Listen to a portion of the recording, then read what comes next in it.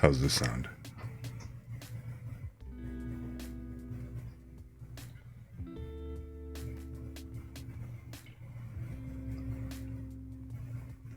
Seems like the music could be up a little bit higher. Maybe.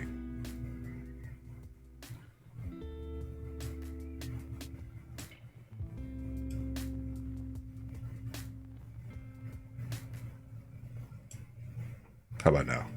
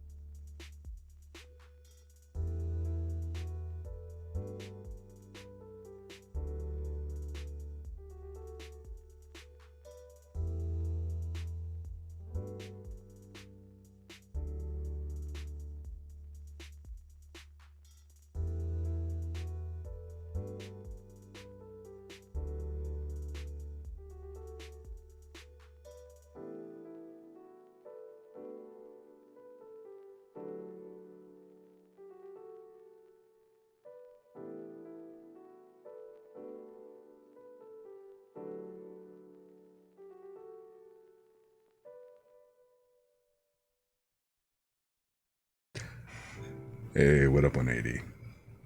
How's everything going?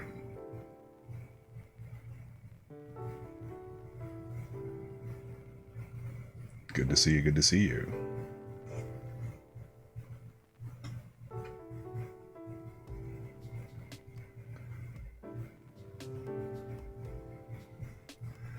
I'm kind of getting things a little bit situated over here.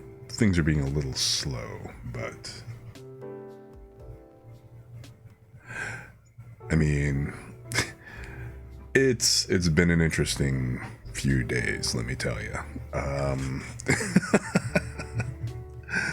So...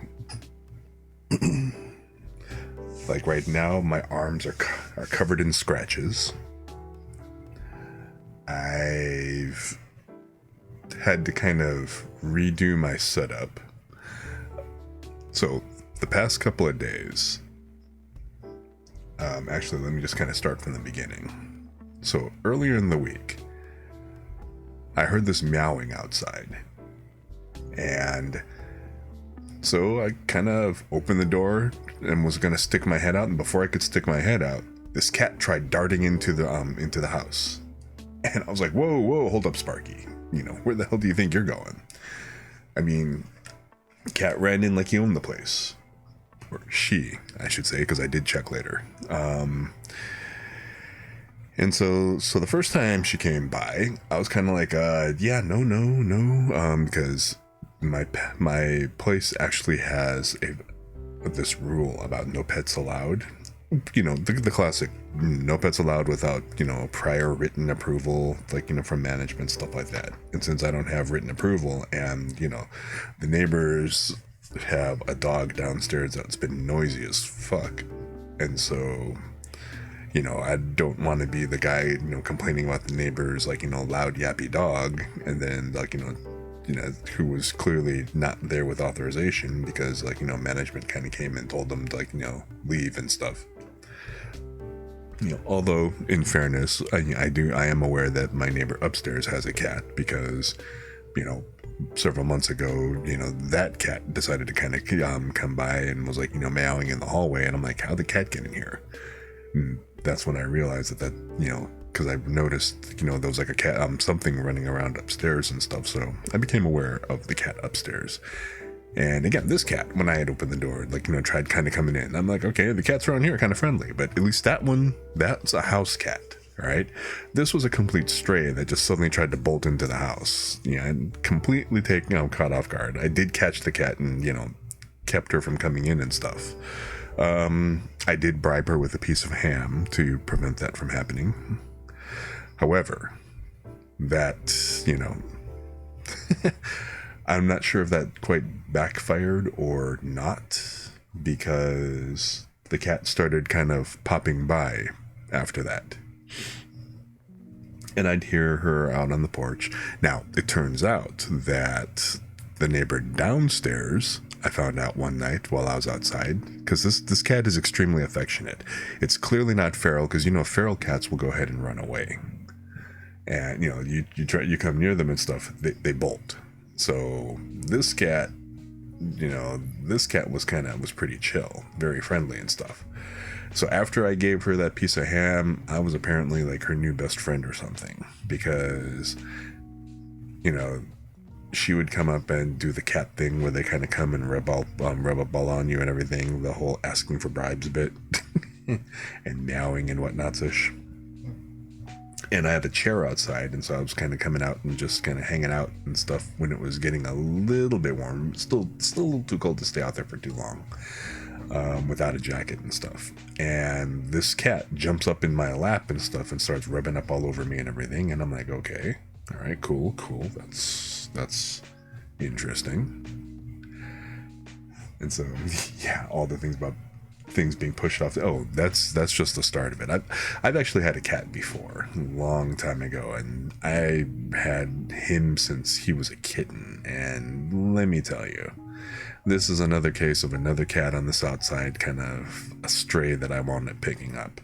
You know, so yes, I am very familiar with the stuff being knocked off the tables, playing with the toilet paper, because that's apparently a really great spinner.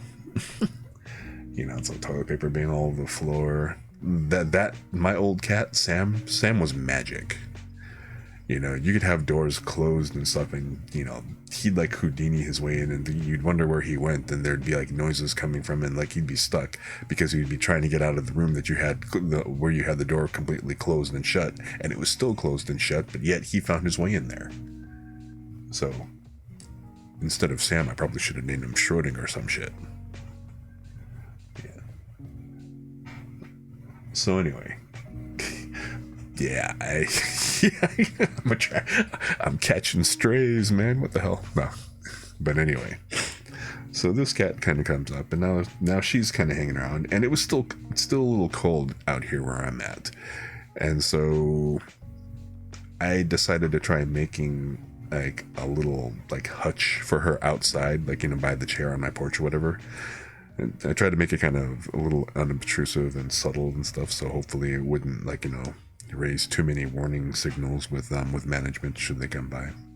Which was basically just like a little box that I, like, you know, poked a hole in and, like, you know, taped a bag over to kind of keep it from, in case it rained, from at least getting completely soaked up from on top and stuff. But, you know, I didn't hermetically seal it or anything like that. And I threw some old, like, cloth, you know, like the cloth recyclable shopping bags that pretty much, if you've been alive for more than 5 years, you've probably managed to collect a half dozen of them from different, like, events or being out or about and whatnot-ish. So anyway,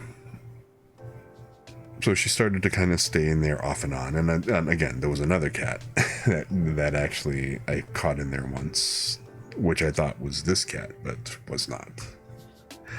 So she's been coming by.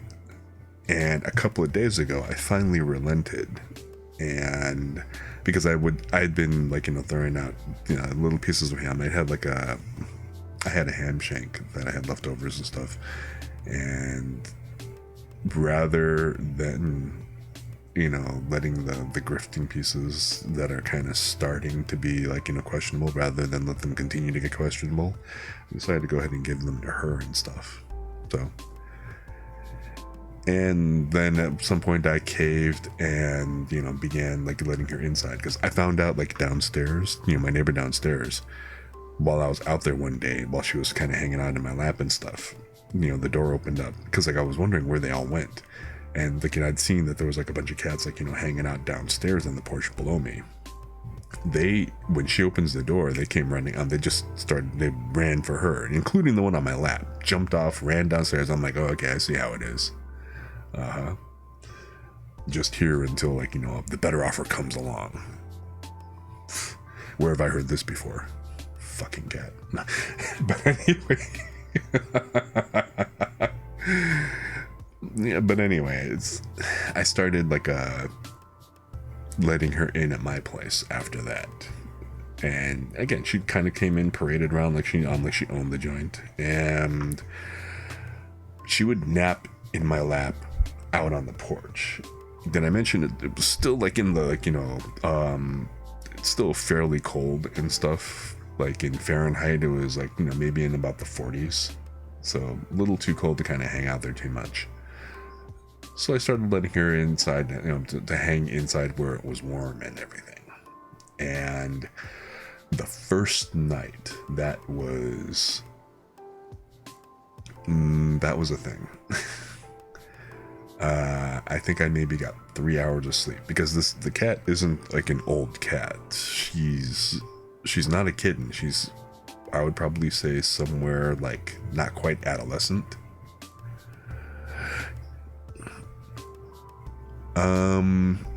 No, I'm not. I don't think I'm gonna get kicked out, because the first thing they'll do is they'll say you can't have pets, you know, whatever, and get rid of them. I mean, I'm not keeping her here on a regular basis-ish, officially thing, something like that.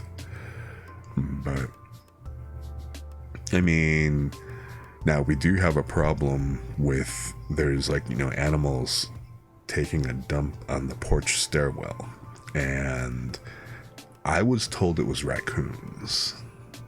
So I imagine, but then again, if cats would go ahead and, like, you know, take a crap out in the vacant lot next door and stuff, and like do the whole digging and the cat litter shit that they do. I mean, why wouldn't raccoons do something similar?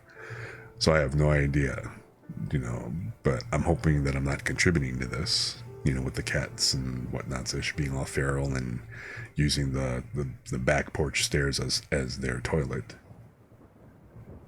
But then again, we've been begging, the management to come by and, clean that shit for a while now, for months, so.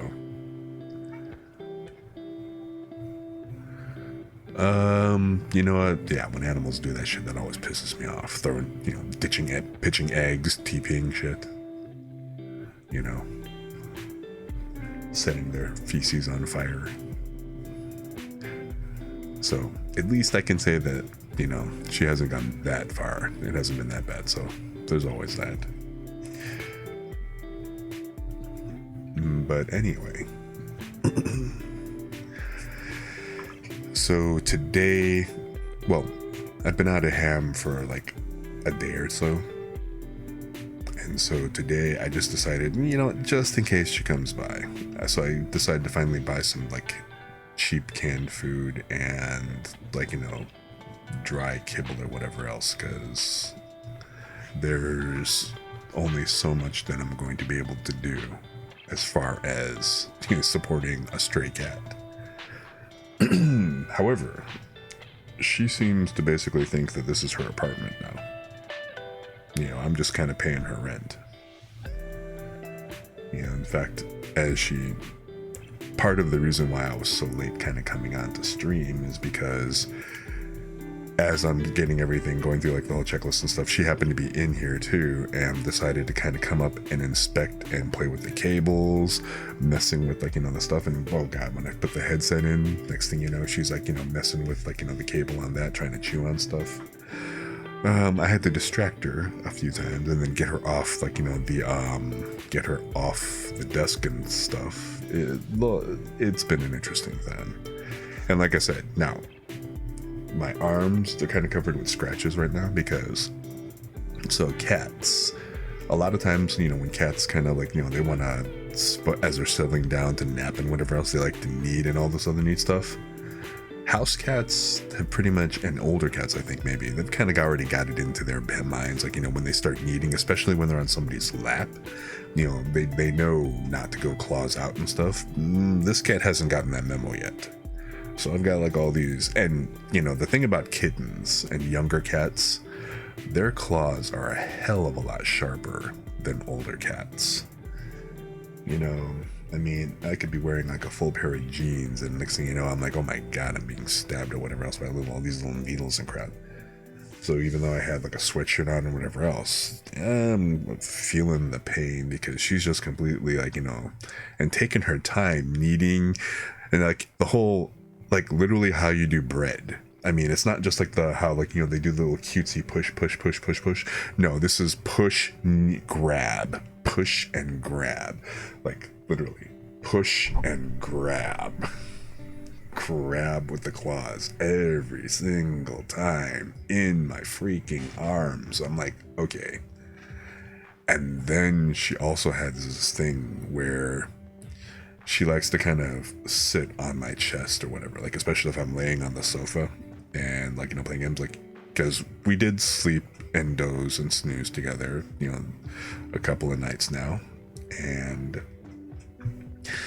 I mean, so far I've been more or less putting her out at night because I've got food and whatever else, and I got a warm thing here and a comfy sofa, but what I don't have is a litter box. And so I'm not ready to get a litter box up in here. Number one, I don't have any place to put one. I don't have that kind of room. Number two, because I don't have a litter box, I don't want her to go number one or number two all over the joint. And so, I feed her, let her hang out for an hour. Cats are actually pretty good about that, I've discovered. Dogs are fucking stupid. They'll just take a crap and don't give a shit. Kittens, they need to be trained and whatnot, such and stuff. They need litter box training. That's why I kind of wonder. This is clearly not a feral cat. It's basically a stray that used to be a house cat that somebody put out when they were young, or younger, or something. I don't know. Because you know, she's a little rougher on the edges, but she has some house cat type manners. Definitely not feral. She's way too comfortable around people. So yeah, it seemed like carpet in his grass. I dated somebody who had a gorgeous shepherd mix or whatever, but that dog was, I mean, I won't say that he's, yeah, I guess I will say dumb as fucking bag of rocks. And I won't say he had an incontinence problem, but oh my god, he could barely hold it all night. In fact, if you had to get up at like 6 on the nose, and if you didn't get up at 6 by 6:05, he's pissing in the, all over the kitchen and taking a dump. Don't care. And it was just like, well, damn. So that's me, bruised and, well, not bruised, scratched. All up on my arms, on my chest, on my legs, and even still, like, sitting on my chest and stuff. She would like to go ahead and, you know, like in comic books and cartoons and anime and stuff, the rambunctious sleepers, like, you know, where they toss and turn and then they got like a foot in your face, whatever. That's this cat. In fact, she will literally make a point while she's laying on me. She'll kind of come up and she'll want to, like, you know, do the head rubs, right? Very cute. That's all cool, right? But then the next thing she likes to do, again, she likes to knead my chin and my cheek. And I'm like, okay, did I mention the part where, again, the whole press and grab thing? That does not feel good on your cheek. At least I don't have any scratches or anything that I could tell. So it's been an interesting few days. Yes. And it's like I can't really be mad about it because she's just kind of being rambunctious and affectionate. It's not like she's going up and just kind of like scratching and being a dick, you know, and it's like I can't exactly be upset about it. But at the same time, it's just like, okay, if she's going to be around any kind of way, she's going to need to calm down. And I think she's probably like a year or so before she reaches the age of the calmness. She's still got that young or old elder kitten vibe going, where she's played with everything in the house. You know, she happens to be sitting at my feet at the moment, and that's the other weird thing about her. She's like, it's almost like separation anxiety, you know? So she like wants to be nearby. Like right now she's sitting she's laying at my feet and she's decided to take a nap again. Thank God. Because, man, again, if you've ever had a cat before, young cats, they get the middle of the night zooties. They just want to zoot all over the joint and just, they can't stop running back and forth. You know, at least hamsters have wheels. Cats, have you ever tried to get a cat on a treadmill? It ain't happening. So yeah, but the only thing that scares me, like I said, it's like if I were gonna go ahead and if I were gonna be that committed, I would actually go ahead and approach the, you know, management and stuff, and then, you know, ask officially about it. But then at the same time, I'm not exactly prepared to go that step. You know, I am a homebody. I stay at home a lot, but then at the same time, like, you know, certain times a year, like I have a friend, and, you know, we, like this year, like right about now, we're in the middle of it. Actually this weekend is C2E2, and we're planning on going up there and, you know, hanging out the entire weekend. You know, a couple of weeks ago it was Exotica, and then I think there's like a couple of others. There might be. He actually wants to go to WaifuCon in, which I found out is in Texas. I think the official name is Kimochi-Con or something like that. Kimochi. Wait, don't ban me, Twitch. But anyway, So I am not prepared. You know, I am not in a position, nor am I prepared to, like, you know, leave a cat in the house by itself, especially one that just came in off the streets. That's, I don't know, but at the same time, I don't mind the occasional visits and, like, you know, the hanging out every bit. She's not here all the time. I'm pretty sure she just kind of comes by when she's hungry and then just wants, like, a little bit of affection, and then it's like, okay, I'm done. You know, be gone, plebeian. So,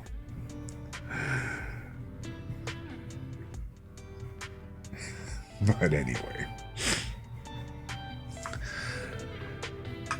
So that's been my week. And like I said, we're getting ready to go to C2E2 out in Chicago. So there won't be a Saturday stream. I will be kind of hanging out. I'll be back in time to hang out with Bez and, again, do some more zombie killing and base building in 7 Days to Die on Sunday. But I'm not going to be doing anything Saturday because, you know, I'll be occupied.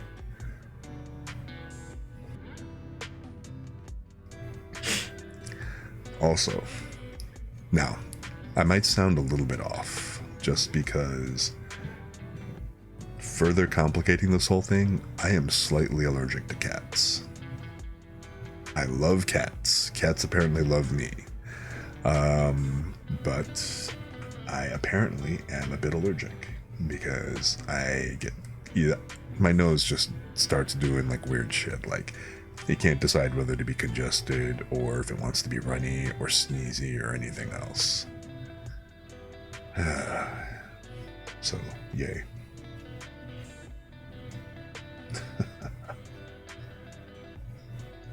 So anyway, today I figured we've been doing a lot of fairy tales. You know, so the past couple of streams, I've been reading from Grimm's fairy tales. We tried Anderson's, but my book with Anderson's fairy tales is it's a crappy book. I've found out that it's cut off in some of the things. Like it's like a scam practically. You know, it's like we got all these fairy tales, but we're gonna omit the last part, like the last 3 pages or something, like some weird crap like that. So I was wondering, do we continue the Grimm's fairy tales today, or do we switch over and do we do Japanese fairy tales? So, oh hey, look, we have an ad kind of coming up.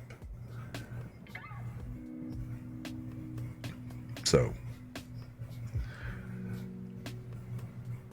I'm just kind of wondering which of these, or you know what, I got about a minute and 10 seconds.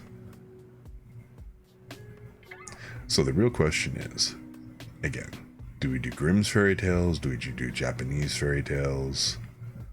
Which one is it?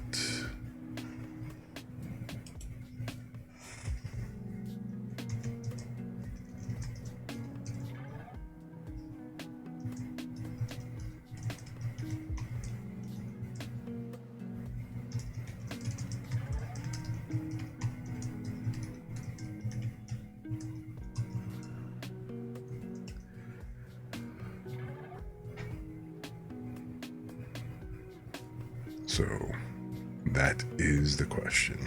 Actually, let me go ahead and hydrate here real quick.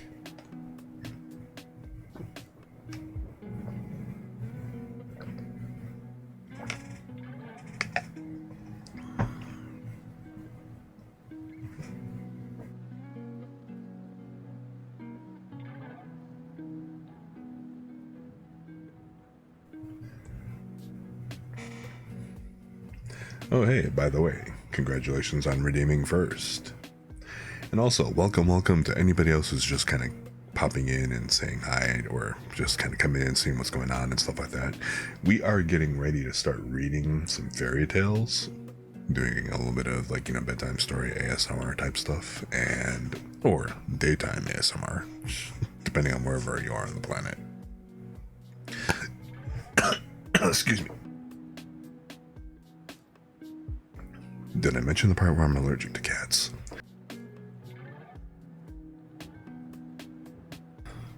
Alright, but anyway. So, like I said, oh, by the way, again, if you're new here and everything, my name's Kintaro. I like to do a lot of like chill, cozy, like laid back chill streams. So, as a lot of people like, have come through like to say, welcome to the chill zone. And so, I play comfy games, I do comfy like, reading ASMR type stuff. Sometimes I'll read different scripts and everything. Kind of depends on what everybody likes to do. But on Thursdays, I like doing some kind of reading ASMR on the regular. So, now, if you've been here for the past couple of days, where I've been doing like, the whole, oh, hey, ligaments, welcome, good to see you again, and thanks for the hydrate. I am going to go ahead and do that now.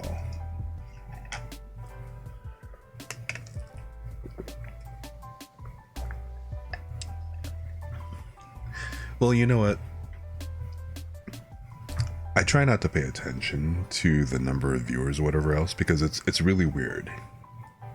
Stream Manager will sit here and tell me that I have 3 viewers or 2 viewers, and then it'll suddenly jump up to like 8 viewers and whatever else. But then when I look at the stats later, there are a lot more people who kind of pop through here. And I'm like, okay, well. And I guess like, people kind of come in and out and in and out. Reminds me of like, being a kid, like in my grandparents' place. Come in or come out. Make up your mind. Or more cat stories, But, so occasionally, like, I'll just kind of drop in and say, hey, in case you're new here, feel free to kind of come in and we're lurk friendly. We just kind of hang out and just chill and vibe and just enjoy it and have a good time. So, I mean, when I was actually testing the software, it was hilarious. Like this new software that I'm using for web motion capture for the 3D model and stuff. So, any fairy tales with cats? There was like what, 1 or 2 that Grimm's had that we covered. That everybody met the bad end. Grim, yeah. I know that that's not where Grimdark comes from, but damn, Grimm's fairy tales. Some of them, they were clearly on something when they wrote them. But then others, just was like everybody dies. It's not like Aesop's Fables, for example, where there's like an actual lesson to be learned or a moral at the end. Nah, Grimm's, they just kind of throw down and they're like, okay, so this is some deep shit. And then like, we have a mouse and a duck, and the next thing you know, they encounter like a rock and a piece of grass and a pin, and they all go off and have a hang together, have a great time, and just like go drinking.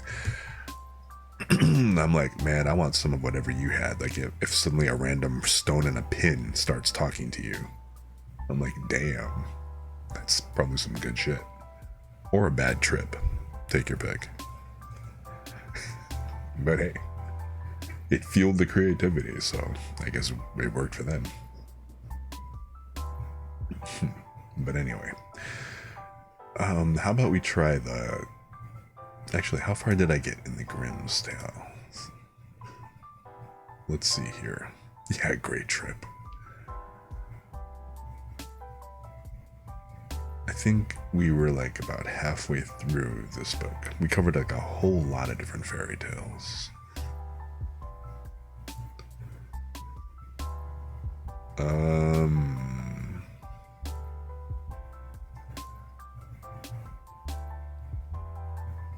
Oh, right.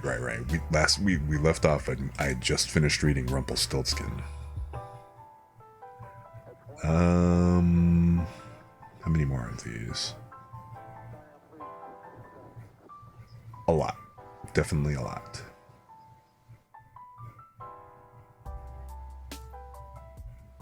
So how about we do this? you guys want to, how about I flip a coin? Heads we continue the Grimm's fairy tales. Tails, tails we go to Japanese fairy tales for a little bit of variety. Unless you guys have a preference.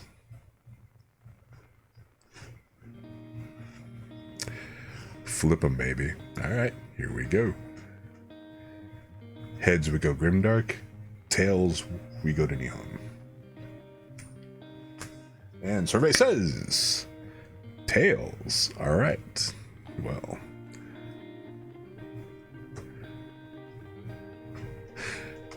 Now, I know some of you watch anime. Like 180, I know you definitely watch anime and stuff. You ever watch there were two. I mean, there's like the horror tales, which was like the Yashimbo or Yamashibai series or whatever. And then there was also like another set of, and it was just, I don't remember the name. It was on Crunchyroll for a while. And it was just basically Japanese fairy tales. But the Japanese fairy tales one, so the horror one was actually pretty cool because they get into like, all the freaky stories and stuff. But like the other one was like actually pretty mellow, definitely geared like more towards kids. And it was like, again, your grandma and grandpa kind of sitting there telling telling old folk tales and stuff like that. And they would always start off with Mukashi, Mukashi, which is like, long, long ago. I'm like, alrighty. Okay, so let's see here. Let me update the stream here and just... We are definitely reading Japanese fairy tales today. So random Japanese folktales. Yeah, I don't remember the name of it. It was on Crunchyroll for a while. It may still be there. I don't know, like, how their licensing expires and stuff like that. Oh, hey, look at that. Lumi is streaming. She's doing a keyboard build. Well, alrighty. Okay, so...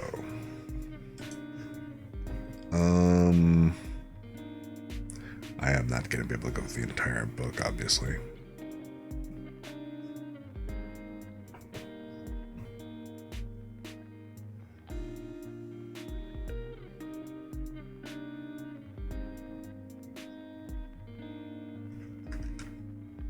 Okay, so let's just go ahead and start. Give me a sec. Let me refill my water real quick, and then I'll jump right back into it.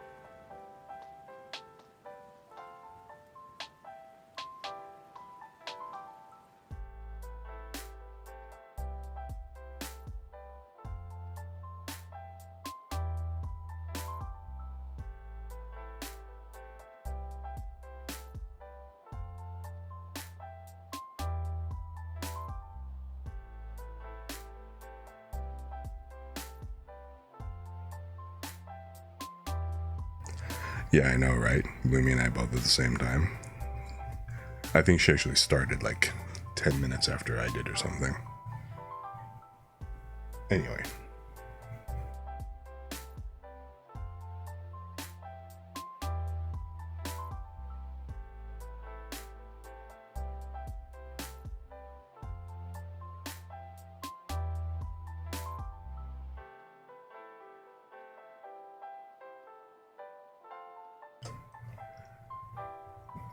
My Lord Bag of Rice. Long, long ago, there lived, in Japan, a brave warrior known to all as Toda, or My Lord Bag of Rice. His true name was Fujiwara Hidesato, and there's a very interesting story of how he came to change his name. One day he sallied forth in search of adventures, for he had the nature of a warrior and could not bear to be idle. So he buckled on his 2 swords, took his huge bow, much taller than himself, in his hand, and slinging his quiver on his back, started out. He had not gone far when he came to the bridge of Seta no Karashi, spanning one end of the beautiful Lake Biwa. No sooner had he set foot on the bridge than he saw, lying right across his path, a huge serpent dragon.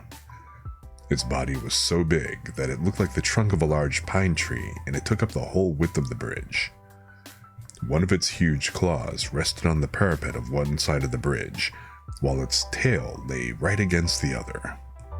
The monster seemed to be asleep, and as it breathed, fire and smoke came out of its nostrils. At first, Hidesato could not help feeling alarmed at the sight of this horrible reptile lying in his path, for he must either turn back or walk right over its body. He was a brave man, however, and putting aside all fear, went forward dauntlessly. Crunch, crunch. He stepped now on the dragon's body, now between its coils, and without even one glance backward, he went on his way. He had only gone a few steps when he heard someone calling him from behind. On turning back, he was much surprised to see the monster dragon had entirely disappeared, and in its place was a strange-looking man, who was bowing most ceremoniously to the ground. His red hair streamed over his shoulders and was surmounted by a crown in the shape of a dragon's head, and his sea-green dress was patterned with shells. Hidesato knew at once that this was no ordinary mortal, and he wondered much at the strange occurrence. Where had the dragon gone in such a short space of time? Or had it transformed itself into this man? And what did the whole thing mean? While these thoughts passed through his mind, he had come to the man on the bridge and now addressed him. "Was it you who called me just now?" "Yes, it was I," answered the man. "I have an earnest request to make to you. Do you think you can grant it to me?" "If it is in my power to do so, I will," answered Hidesato. "But first, tell me who you are." "I am the Dragon King of the Lake, and my home is in these waters, just under this bridge." "And what is it you have to ask of me?" said Hidesato. "I want you to kill my mortal enemy, the centipede, who lives on the mountain beyond," and the Dragon King pointed to a high peak on the opposite shore of the lake. "I have lived now for many years in this lake, and I have a large family of children and grandchildren. For some time past we have lived in terror, for a monster centipede has discovered our home, and night after night it comes and carries off one of my family. I am powerless to save them. If it goes on much longer than this, not only shall I lose all my children, but I myself must fall a victim to the monster. I am, therefore, very unhappy, and in my extremity, I determined to ask the help of a human being. For many days with this intention, I have waited on the bridge in the shape of the horrible serpent dragon that you saw, in the hope that some strong, brave man would come along. But all who came this way, as soon as they saw me, were terrified and ran away as fast as they could. You are the first man I have found able to look at me without fear, so I knew at once that you were a man of great courage. I beg you to have pity upon me. Will you not help me and kill my enemy, the centipede?" Hidesato felt very sorry for the Dragon King on hearing his story, and readily promised to do what he could to help him. The warrior asked where the centipede lived, so that he might attack the creature at once. The Dragon King replied that its home was on the mountain Mikami, but that as it came every night at a certain hour to the palace of the lake, it would be better to wait till then. So Hidesato was conducted to the palace of the Dragon King under the bridge. Strange to say, as he followed his host downwards, the waters parted to let them pass, and his clothes did not even feel damp as he passed through the flood. Never had Hidesato seen anything so beautiful as this palace, built of white marble beneath the lake. He had often heard of the Sea King's palace at the bottom of the sea, where all the servants and retainers were saltwater fishes, but here was a magnificent building in the heart of Lake Biwa. The dainty goldfishes, red carp, and silvery trout waited upon the Dragon King and his guest. Hidesato was astonished at the feast that was spread for him. The dishes were crystallized lotus leaves and flowers, and the chopsticks were of the rarest ebony. As soon as they sat down, the sliding doors opened and 10 lovely goldfish dancers came out, and behind them followed 10 red carp musicians with the koto and the samisen. Thus the hours flew by till midnight, and the beautiful music and dancing had banished all thoughts of the centipede. The dragon was about to pledge the warrior in a fresh cup of wine when the palace was suddenly shaken by a tramp, tramp, as if a mighty army had begun to march not far away.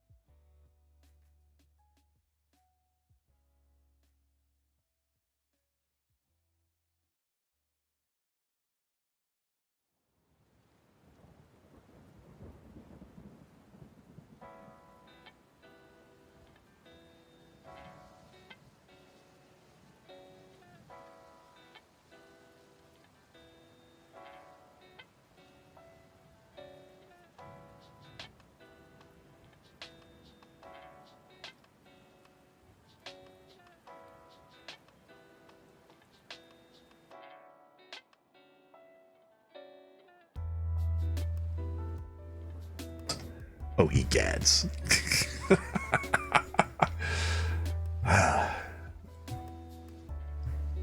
Nuts. Where was the last part that you guys heard? I think I must have double tapped the mic or not hit the, the unmute button. Oh my god. Hey, Selene. Congratulations on taking second, and also thanks for the posture. Thanks for the stretch and the posture check and the hydrate.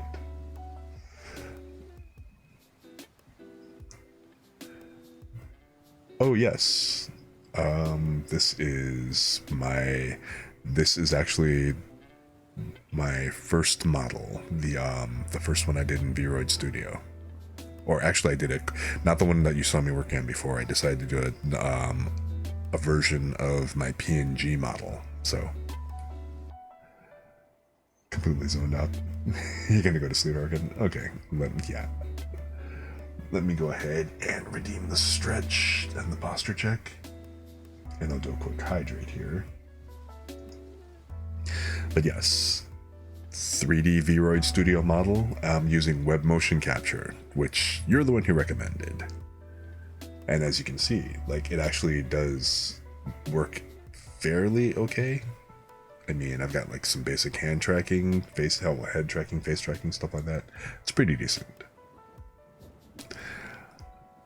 Yeah, hey, by all means, 180, feel free, you know the deal. Feel free to lurk, hang out, vibe, whatever else. Good talking to you. Great to hang out. Yeah, what up, Bez? How's it going? Yeah, this wasn't actually bad. I maybe spent like a couple of hours. No, I spent like about 6 hours. No, somewhere around there. Somewhere between 4 and 6 hours, just kind of messing with, mostly with like, the texturing and kind of getting the veil to work. So, getting the veil all set up, like looking through a couple of different hair tutorials, trying to work out how that worked and everything. So yes, this is the end result. This is my ghost avatar in 3D, as opposed to just a PNG tuber. Now, unfortunately, my computer's too much of a potato, where I can't use it all the time. Like if I'm breaking out a game or whatever, the GPU just can't handle, like, it just can't handle the load. And like I tried even multi-streaming and whatever, the OBS just is really a resource hog, and it just kind of screws everything up. So, and yes, hey Bez, I am doing pretty well. I'm covered with scratches. You missed the whole story earlier. I was talking about how I've been apparently adopted by a stray cat, and she's a youngin'. She's kind of rambunctious, and she has very sharp claws. But she's very friendly. Just she has very sharp claws, and hasn't gotten to the point of controlling that part yet. So, I was apparently muted for a while, and I have no idea where I wound up leaving off. So let me backtrack, like a page or so. Just, man. So anyway, let me go ahead and rehydrate real quick.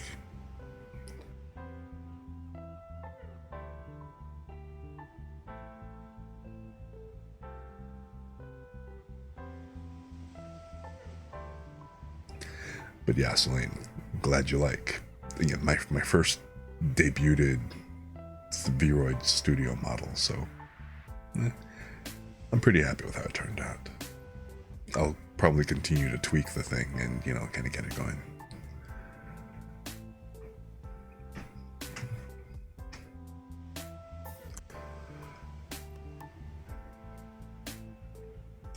Yes, and that's exactly what happened. I muted so I could sneeze or cough or take a breath or whatever else, and then I didn't tap the mute button or missed it or double tapped it or something. So anyway. Don't be afraid. I shall surely kill the centipede. Just bring me my bow and arrows. The Dragon King did as he was bid, and the warrior noticed that he had only 3 arrows left in his quiver. He took the bow, and fitting an arrow to the notch, took careful aim and let fly. The arrow hit the centipede right in the center of its head, but instead of penetrating, it glanced off harmless and fell to the ground. Nothing daunted, Hidesato took another arrow, fitted it to the notch of the bow, and let fly. Again the arrow hit the mark. It struck the centipede right in the middle of its head, only to glance off and fall to the ground.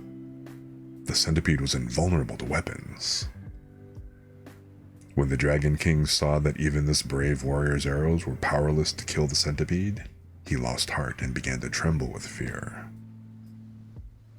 The warrior saw that he now only had one arrow left in his quiver, and if this one failed, he could not kill the centipede. He looked across the waters. The huge reptile had wound its horrid body 7 times around the mountain and would soon come down to the lake. Nearer and nearer gleamed fireballs of eyes, and the light of its 100 feet began to throw reflections in the still waters of the lake. Then suddenly, the warrior remembered that he had heard that human saliva was deadly to centipedes. But this was no ordinary centipede. This was so monstrous that even to think of such a creature made one creep with horror. Hidesato determined to try his last chance. So taking his last arrow, and first putting the end of it in his mouth, he fitted the notch to his bow, took careful aim once more, and let fly. This time, the arrow again hit the centipede right in the middle of its head, but instead of glancing off harmlessly as before, it struck home to the creature's brain. Then with a convulsive shudder, the serpentine body stopped moving, and the fiery light of its great eyes and 100 feet darkened to a dull glare like the sunset of a stormy day, and then went out in blackness. A great darkness now overspread the heavens. The thunder rolled and the lightning flashed, and the wind roared in fury, and it seemed as if the world were coming to an end. The Dragon King and his children and retainers all crouched in different parts of the palace, frightened to death, for the building was shaken to its foundations. At last the dreadful night was over. Day dawned beautiful and clear. The centipede was gone from the mountain.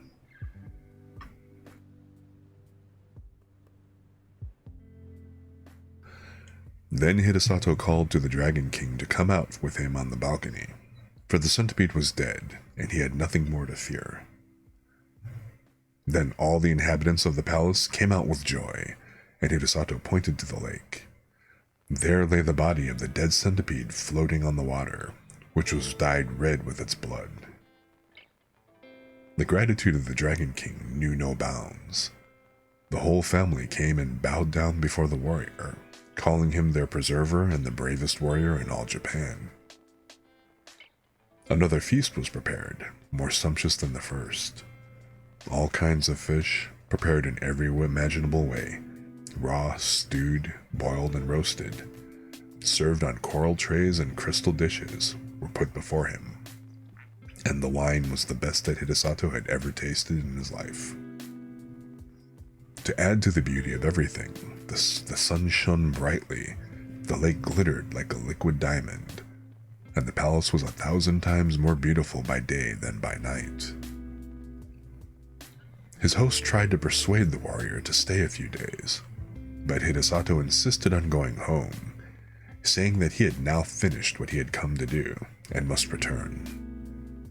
The Dragon King and his family were all very sorry to have him leave so soon, but since he would go, they begged him to accept a few small presents, so they said, in token of their gratitude to him for delivering them forever from their horrible enemy, the centipede.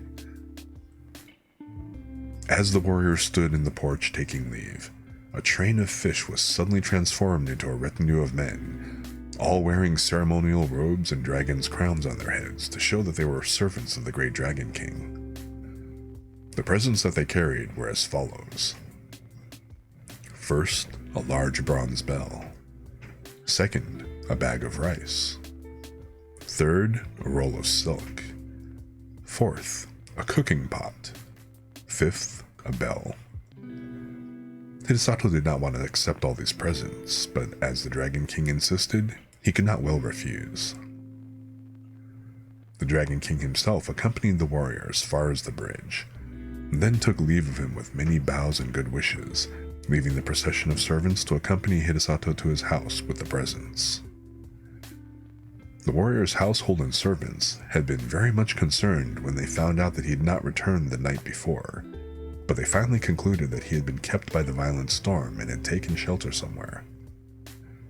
When the servants on the watch for his return caught sight of him, they called out to everyone that he was approaching, and the whole household turned out to meet him, wondering much what the retinue of men, bearing presents and banners that followed him, could mean.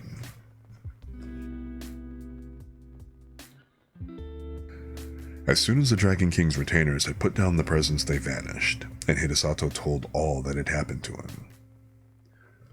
The presents which he had received from the grateful Dragon King were found to be of magic power. The bell only was ordinary, and as Hidesato had no use for it, he presented it to the temple nearby, where it was hung up to boom out the hour of day over the surrounding neighborhood.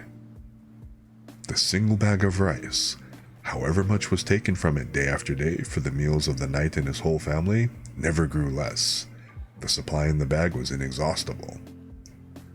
The roll of silk, too, never grew shorter, though time after time long pieces were cut off to make the warrior a new suit of clothes to go to court in the new year. The cooking pot was wonderful, too. No matter what was put into it, it cooked deliciously whatever he wanted and without any firing. Truly a very economical saucepan. The fame of Hidesato's fortune spread far and wide, and as there was no need for him to spend money on rice or silk or firing, he became very rich and prosperous, and was henceforth known as My Lord Bag of Rice.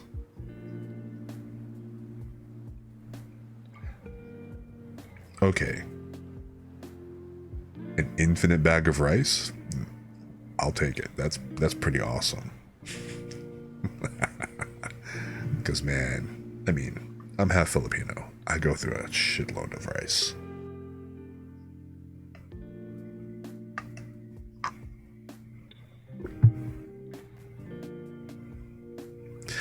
The name of this story was My Lord Bag of Rice.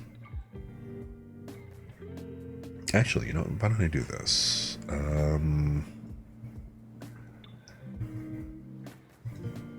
I could. The infinite rice glitch. I know, right? It's pretty awesome.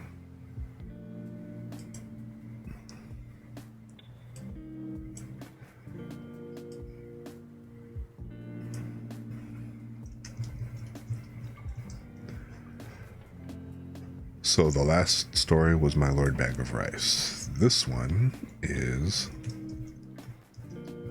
the Tongue-Cut Sparrow. And let me turn this on.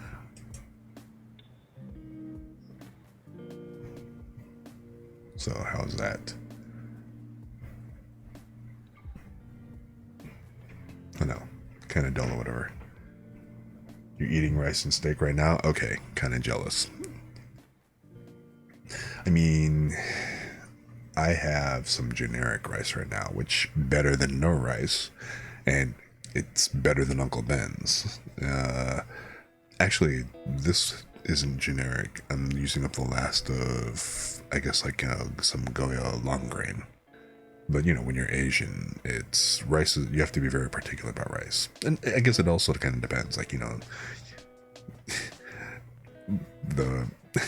I once had a girlfriend tell me, rice is rice. And I'm like, I got offended. It's like, no, rice is not rice. If you're starving and you have nothing else, sure, rice is rice. But no, if you're actually trying to make different dishes, you don't make paella with, like, you know, for example, you know, sweet rice. It's like, that won't work. And you don't make Uncle Ben's for, like, anything. If you can help it. But rice and steak sounds good. I actually made peanut sauce and had that with noodles.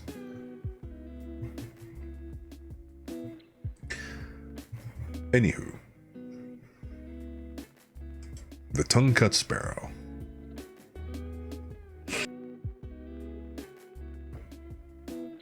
Long, long ago in Japan, there lived an old man and his wife. The old man was a good, kind-hearted, hard-working old fellow, but his wife was a regular crosspatch who spoiled the happiness of her home by her scolding tongue. She was always grumbling about something from morning to night. The old man had for a long time ceased to take any notice of her crossness. He was out most of the day at work in the fields, and as he had no child, for his amusement when he came home, he kept a tame sparrow. He loved the little bird just as much as if she had been his child. Hey, nothing wrong with Mahatma rice. It's actually a pretty decent brand.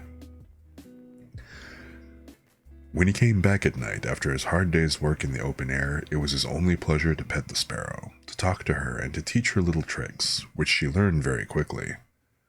The old man would open her cage and let her fly about the room, and they would play together. Then when supper time came, he always saved some tidbits from his meal with which to feed his little bird. Now, one day the old man went out to chop wood in the forest, and the old woman stopped at home to wash clothes. The day before, she had made some starch, and now when she came to look for it, it was all gone.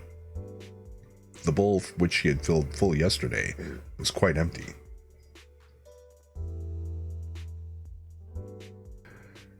While she was wondering who could have used or stolen the starch, down flew the pet sparrow, and bowing her little feathered head, a trick which she had been taught by her master, the pretty bird chirped and said, "It is I who have taken the starch.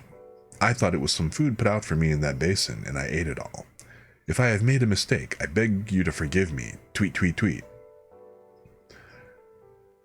You see from this that the sparrow was a truthful bird, and the old woman ought to have been willing to forgive her at once when she asked her pardon so nicely.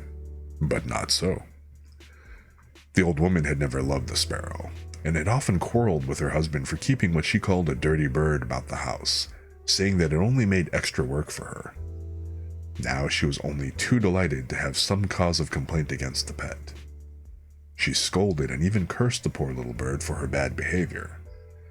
And not content with using these harsh, unfeeling words, in a fit of rage she seized the sparrow, who all this time had spread out her wings and bowed her head before the old woman, to show how sorry she was, and fetched the scissors and cut off the poor little bird's tongue.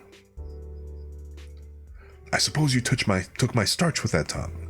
Now you may see what it is like to go without it." And with these dreadful words, she drove the bird away, not caring in the least what might happen to it, and without the smallest pity for its suffering, so unkind was she.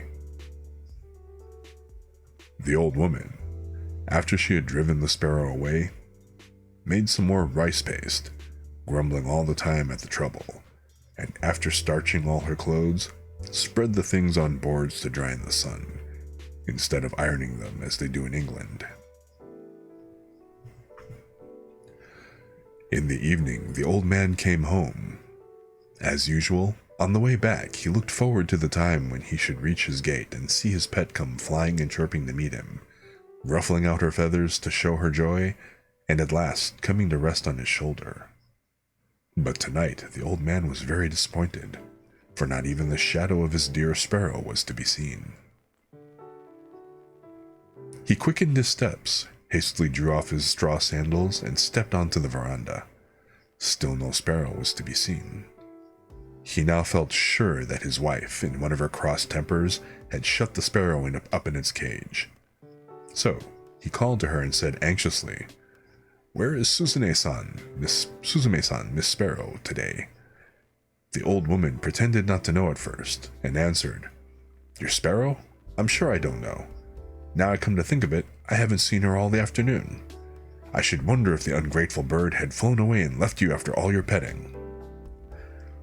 But at last, when the old man gave her no peace, but asked her again and again, insisting that she must know what happened to his pet, she confessed all. She told him crossly how the sparrow had eaten the rice paste she had specially made for starching her clothes, and how when the sparrow had confessed to what she had done, in a great anger she had taken her scissors and cut out her tongue, and how finally she had driven the bird away and forbidden her to return to the house again. Then the old woman showed her husband the sparrow's tongue, saying, "Here is the tongue I cut off. Horrid little bird, why did he eat all my starch?" "How could you be so cruel? Oh, how could you be so cruel?" was all that the old man could answer. He was too kind-hearted to punish his shrew of a wife, but he was terribly distressed at what had happened to his poor little sparrow. "What a dreadful misfortune for my poor Suzume-san to lose her tongue," he said to himself. "She won't be able to chirp anymore, and surely the pain of the cutting of it out in that rough way must have made her feel ill. Is there nothing to be done?" The old man shed many tears after his cross wife had gone to sleep.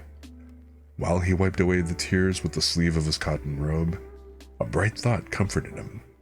He would go and look for the sparrow on the morrow.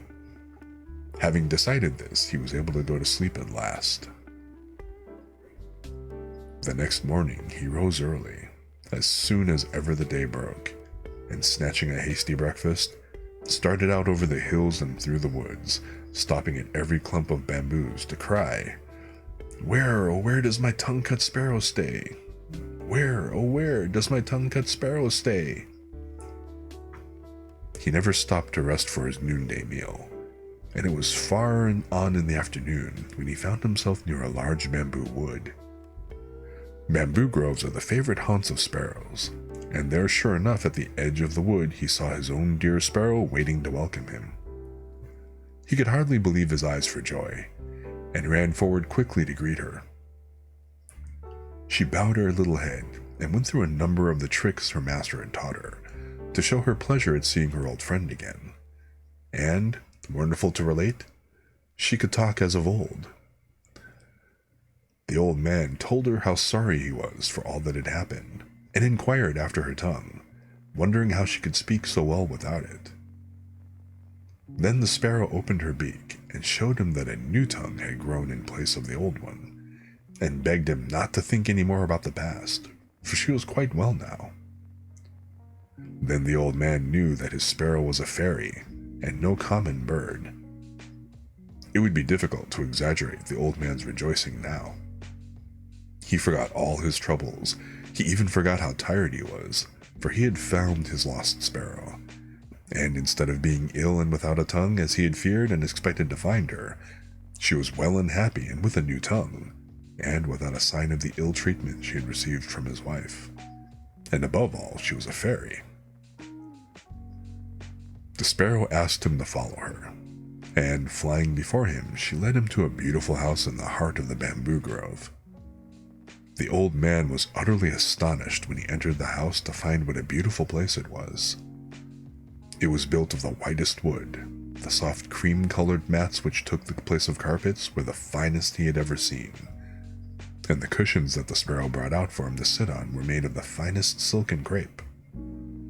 Beautiful vases and lacquer boxes adorned the tokonoma of every room.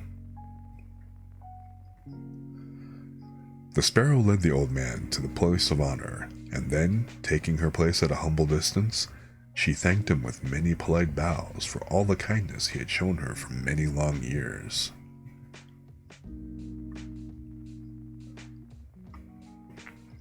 Then the Lady Sparrow, as we will now call her, introduced all her family to the old man.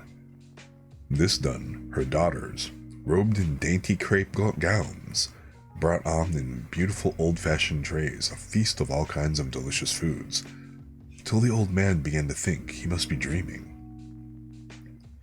In the middle of the dinner, some of the sparrow's daughters performed a wonderful dance, called the Suzume Odori, or the Sparrow's Dance, to amuse the guest. Never had the old man enjoyed himself so much. The hours flew by too quickly in this lovely spot, with all these fairy sparrows to wait upon him and to feast him and to dance with him. But the night came on, and the darkness reminded him that he had a long way to go, and must think about taking his leave and return home. He thanked his kind hostess for her splendid entertainment, and begged her for his sake to forget all that she had suffered at the hands of his cross old wife. He told the Lady Sparrow that it was a great comfort and happiness to him to find her in such a beautiful home, and to know that she wanted for nothing. It was his anxiety to know how she fared, and what had really happened to her, that had led him to seek her. Now he knew that all was well, he could return home with a light heart. If ever she wanted him for anything, she had only to send for him and he would come at once. The Lady Sparrow begged him to stay and rest several days and enjoy the change, but the old man said he must return to his old wife, who would probably be cross at his not coming home at the usual time, and to his work, and therefore, much as he wished to do so, he could not accept her kind invitation. But now that he knew where the Lady Sparrow lived, he would come to see her whenever he had the time. When the Lady Sparrow saw that she could not persuade the old man to stay longer, she gave an order to some of her servants, and they at once brought in 2 boxes, one large and the other small. These were placed before the old man, and the Lady Sparrow asked him to choose whichever he liked for a present, which she wished to give him. The old man could not refuse this kind proposal, and he chose the smaller box, saying, "I am now too old and feeble to carry the big and heavy box. As you are so kind as to say that I may take whichever I like, I will choose the small one, which will be easier for me to carry." Then the sparrows all helped him put it on his back and went to the gate to see him off, bidding him goodbye with many bows and entreating him to come again whenever he had the time. Thus the old man and his pet sparrow separated quite happily, the sparrow showing not the least ill will for all the unkindness she had suffered at the hands of the old wife. Indeed, she only felt sorrow for the old man who had to put up with it all his life. When the old man reached home, he found his wife even crosser than usual, for it was late on in the night, and she had been waiting up for him for a long time. "Where have you been all this time?" she asked in a big voice. "Why do you come back so late?" The old man tried to pacify her by showing her the box of presents he had brought back with him, and then he told her of all that had happened to him, and how wonderfully he had been entertained at the sparrow's house. "Now, let us see what is in the box," said the old man, not giving her time to grumble again. "You must help me open it." And they both sat down before the box and opened it.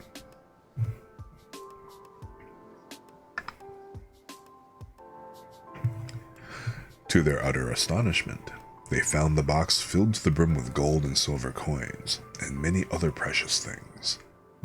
The mats of their little cottage fairly glittered as they took on the things one by one and put them down and handled them over and over again.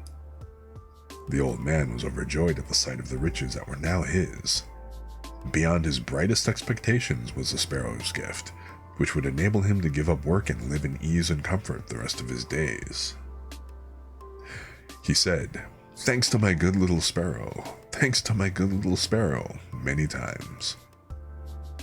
But the old woman, after the first moments of surprise and satisfaction at the sight of the gold and silver were over, could not suppress the greed of her wicked nature.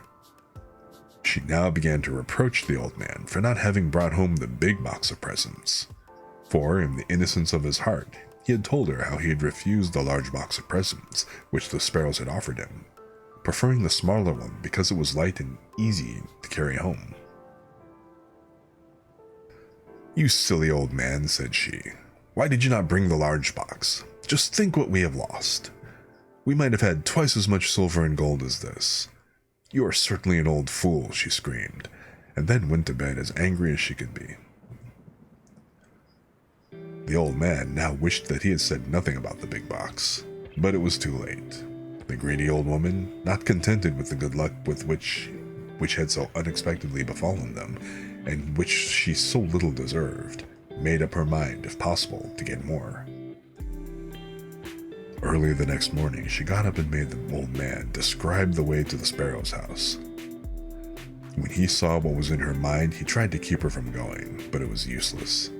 She would not listen to one word he said.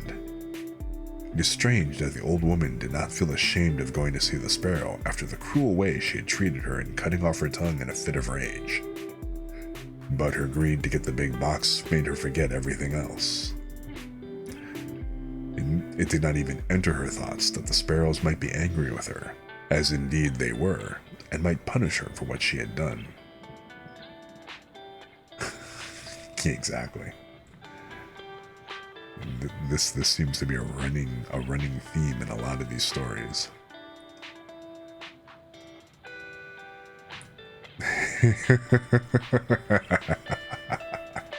Way Well, some. Definitely some. Some husbands do, but...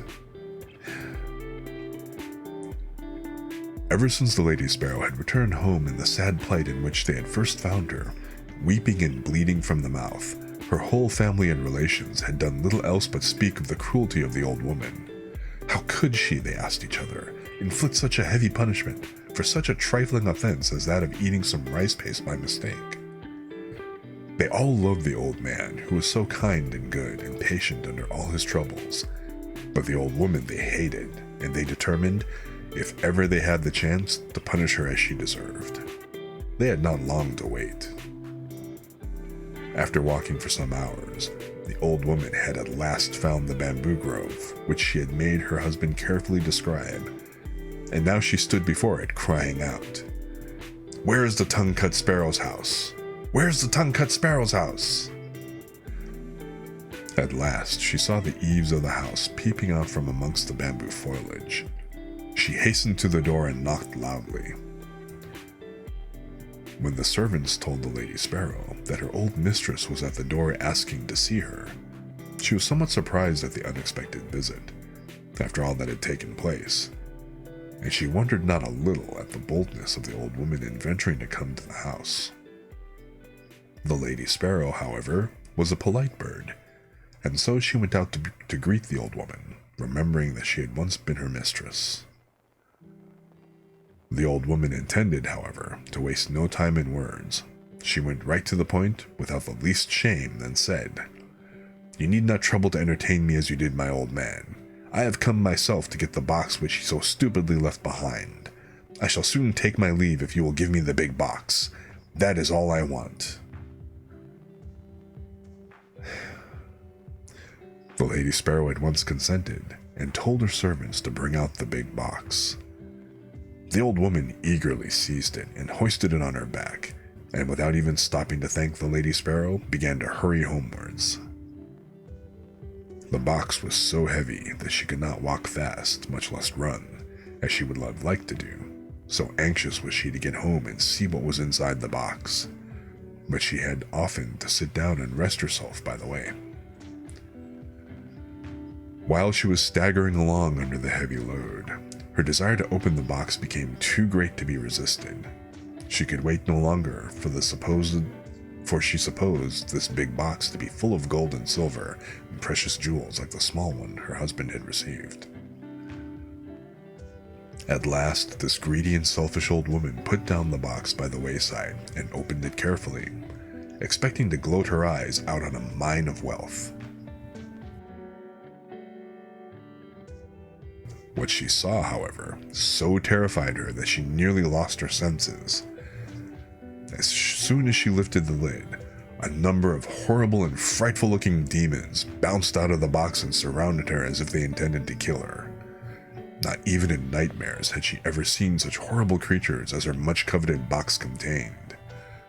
A demon with one huge eye right in the middle of its forehead came and glared at her. Monsters with gaping mouths looked as if they would devour her. A huge snake coiled and hissed about her, and a big frog hopped and croaked towards her. The old woman had never been so frightened in her life, and ran from the spot as fast as her quaking legs could carry her, glad to escape alive.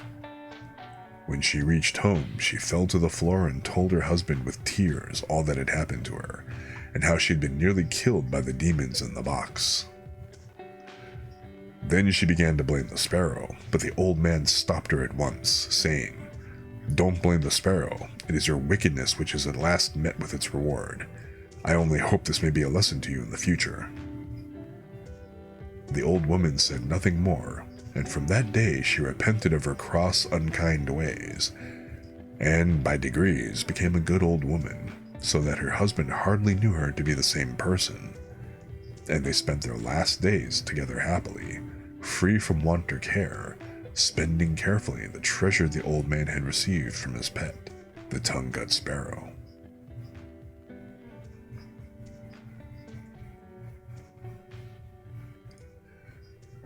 Well, that was a hell of a thing.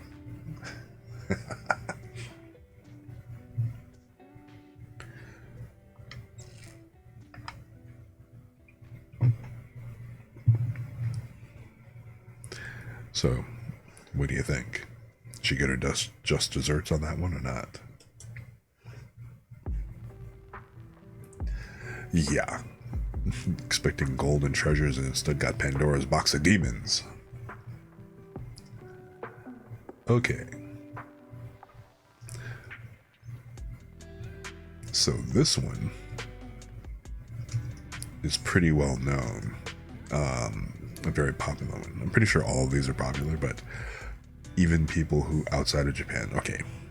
So people who are into Japanese literature or probably have read any kind of anime might have heard this or watched any kind of anime. Like, you see enough, you've heard of this particular story, at least.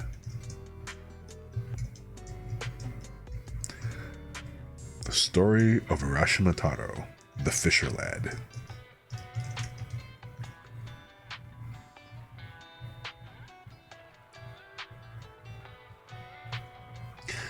Yeah, these are all old folklore stories. They're a little bit different from, because like there's two types of stories. There's like the old folk stories, which, you know, like the equivalent of fairy tales, which what we're reading here, and then there's like the ghost stories, like, you know, like they have in like that one anime Yamashibai, and those are basically the ghost tale versions of the same thing, like old folklore stories of the classic, you know, the classic ghost tales. So I guess you could say this is the tamer of the two.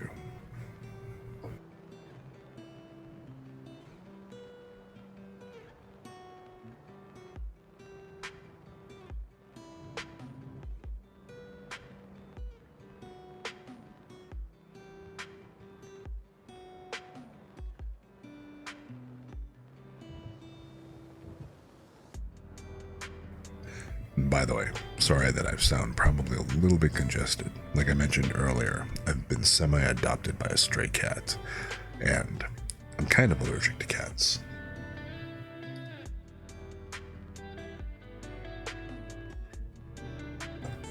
Long, long ago, in the province of Tango, there lived on the shore of Japan in the little fishing village of Mizunoye, a young fisherman named Urashima Taro.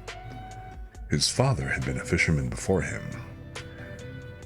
and his skill had more than doubly descended to his son, for Urashima was the most skillful fisher in all that countryside, and could catch more bonito and tai in a day than his comrades could in a week.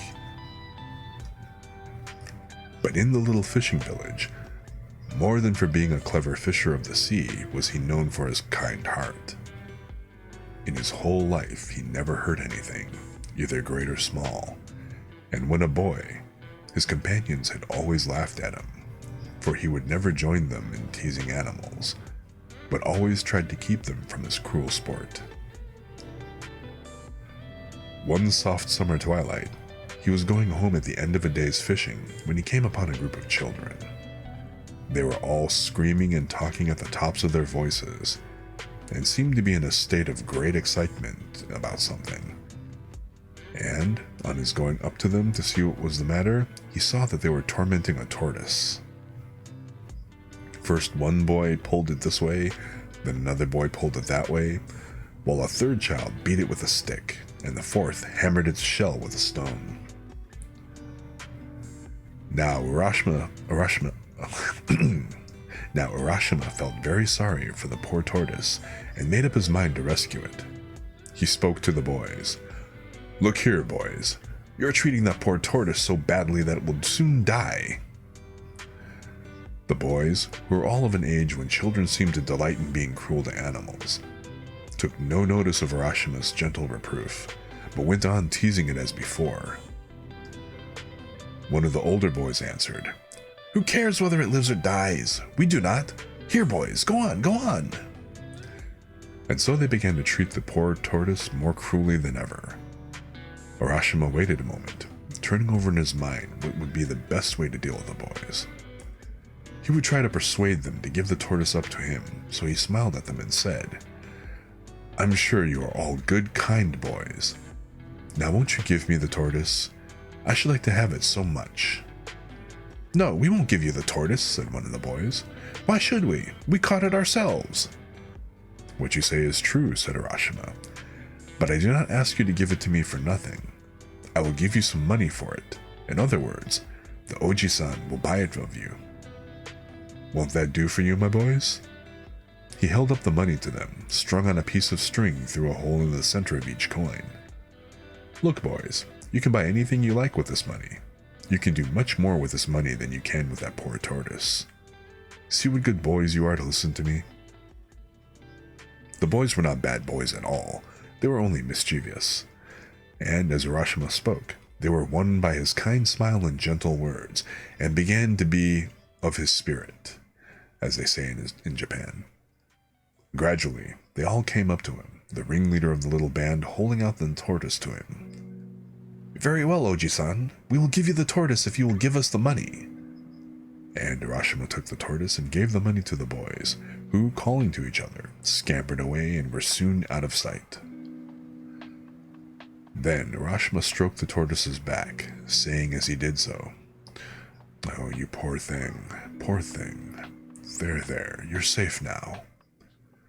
They say that a stork lives for 1,000 years, but the tortoise for 10,000 years. You have the longest life of any creature in this world, and you are in great danger of having that precious life cut short by those cruel boys. Luckily, I was passing by and saved you, and so life is still yours. Now I'm going to take you back to your home, the sea, at once. Do not let yourself be caught again, for there might be no one to save you next time. All the time that the kind fisherman was speaking, he was walking quickly to the shore, and out upon the rocks. Then, putting the tortoise into the water, he watched the animal disappear, and turned homewards himself, for he was tired and the sun had set.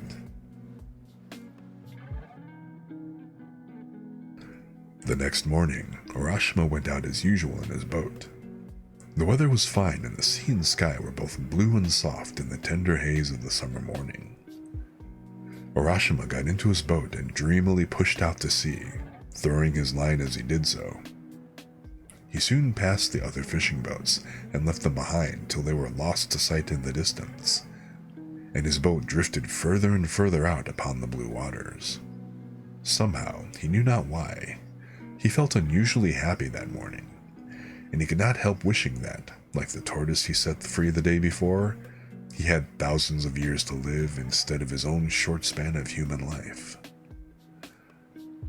He was suddenly startled from his reverie by hearing his own name called. Urashima, Urashima. Clear as a bell and soft as the summer wind, the name floated over the sea. He stood up and looked in every direction, thinking that one of the other boats had overtaken him. But gaze as he might over the wide expanse of water, near or far there was no sign of a boat, so the voice could not have come from any human being. Startled, and wondering what or who was it that had called him so clearly, he looked in all directions round about him and saw that without his knowing it, a tortoise had come to the side of the boat. Urashima saw with surprise that it was the very tortoise he had rescued the day before.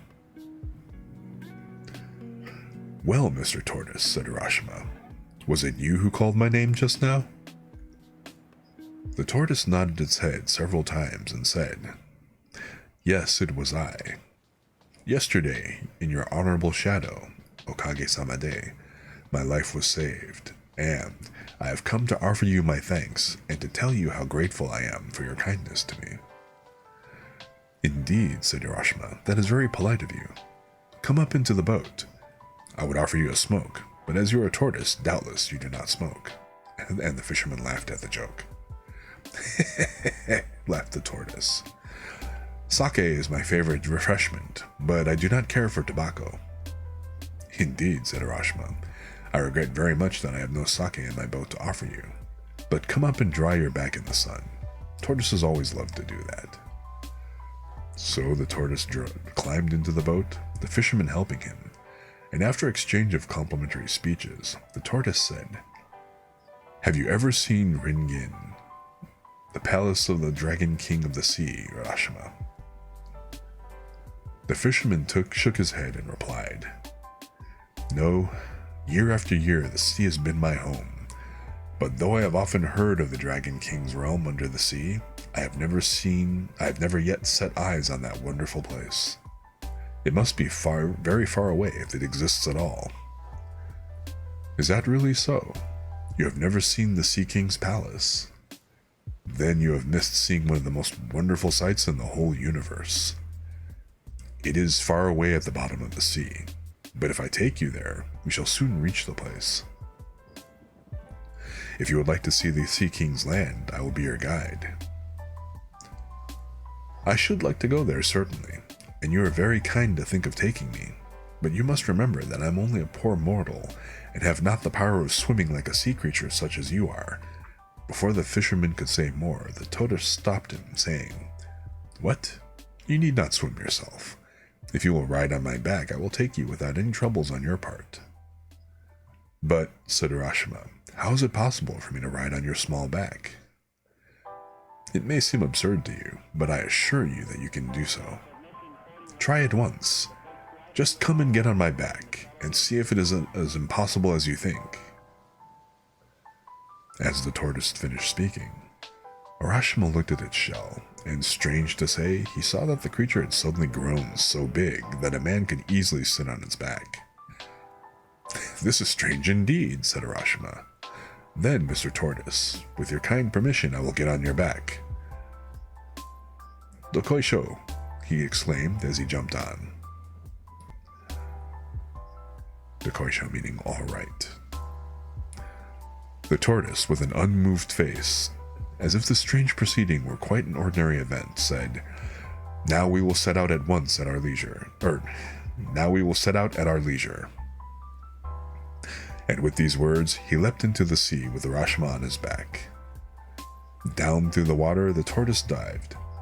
For a long time, these two strange companions rowed through the sea. Urashima never grew tired, nor his clothes moist with the water. At last, far away in the distance, a magnificent gate appeared, and behind the gate, the long sloping roofs of a palace on the horizon. "Yah!" exclaimed Urashima. "That looks like the gate of some large palace just appearing. Mr. Tortoise, can you tell what that place is that we can now see?" "That is the great gate of the Ringin Palace. The large roof that you see behind the gate is the Sea King's palace itself." "Then we have at last come to the realm of the Sea King and to his palace," said Urashima. "Yes, indeed," answered the tortoise. "And don't you think we have come very quickly?" And while he was speaking, the tortoise reached the side of the gate. "And here we are, and you must please walk from here."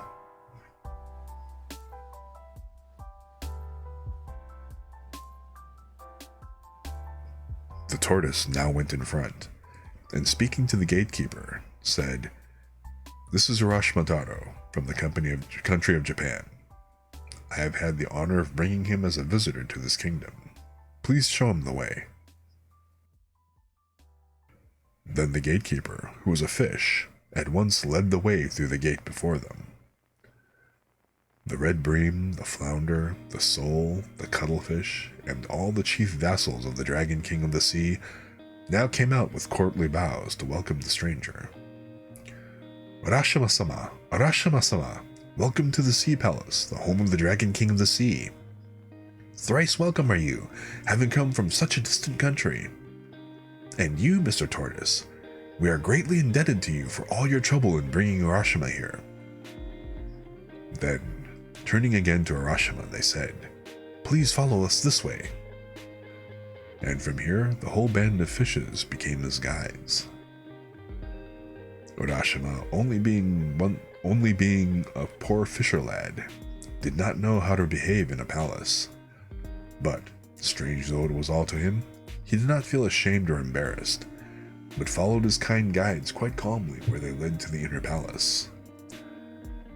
When he reached the portals, a beautiful princess with her attendant maidens came out to welcome him. She was more beautiful than any human being, and was robed in flowing garments of red and soft green like the underside of a wave, and golden threads glimmered through the folds of her gown. Her lovely black hair streamed over her shoulders in the fashion of a king's daughter many hundreds of years ago. And when she spoke, her voice sounded like music over the water. Urashima was lost in wonder while he looked upon her, and he could not speak. Then he remembered that he ought to bow, but before he could make a low obeisance, the princess took him by the hand and led him to a beautiful hall, and to the seat of honor at the upper end, and bade him be seated.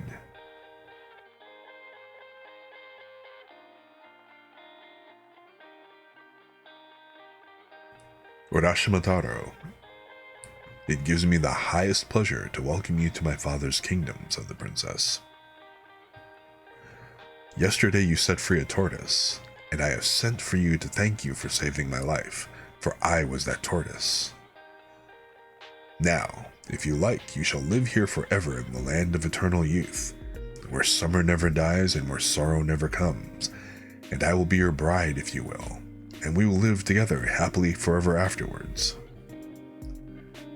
And as Urashima listened to her sweet words and gazed upon her lovely face, his heart was filled with a great wonder and joy, and he answered her, wondering if this was all not a dream. Thank you 1,000 times for your kind speech. There is nothing I could wish for more than to be permitted to stay here with you in this beautiful land, of which I have often heard, but have never seen to this day. Beyond all words, this is the most wonderful place I have ever seen. While he was speaking, a train of fishes appeared, all dressed in ceremonial trailing garments. One by one, silently and with stately steps, they entered the hall. Buried on coral trays, delicacies of fish and seaweed, such as no one can dream of, and this wondrous feast was set before the bride and bridegroom. The bridal was celebrated with dazzling splendor, and in the Sea King's realm that was great rejoicing. As soon as the young pair had pledged themselves in the wedding cup of wine, 3 times 3, music was played, and songs were sung, and fishes with silver scales and golden tails stepped in from the waves and danced. Urashima enjoyed himself with all his heart. Never in his whole life had he sat down to such a marvelous feast. When the feast was over, the princes asked the bridegroom if he would like to walk through the palace and see all there was to be seen. Then the happy fisherman, following his bride, the Sea King's daughter, was shown all the wonders of that enchanted land where youth and joy go hand in hand, and neither time nor age can touch them. The palace was built of coral and adorned with pearls, and the beauties and wonders of the place were so great that the tongue fails to describe them. But to Urashima, more wonderful than the palace was the garden that surrounded it. Here was to be seen at one time the scenery of the 4 different seasons. The beauties of summer and winter, spring and autumn were displayed to the wondering visitor at once. First, when he looked to the east, the plum and cherry trees were seen in full bloom, the nightingales sang in the pink avenues, and butterflies flitted from flower to flower.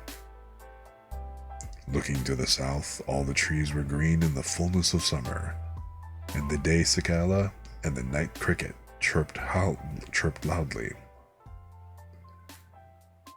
Looking to the west, the autumn maples were ablaze like a sunset sky, and the chrysanthemums were in perfection.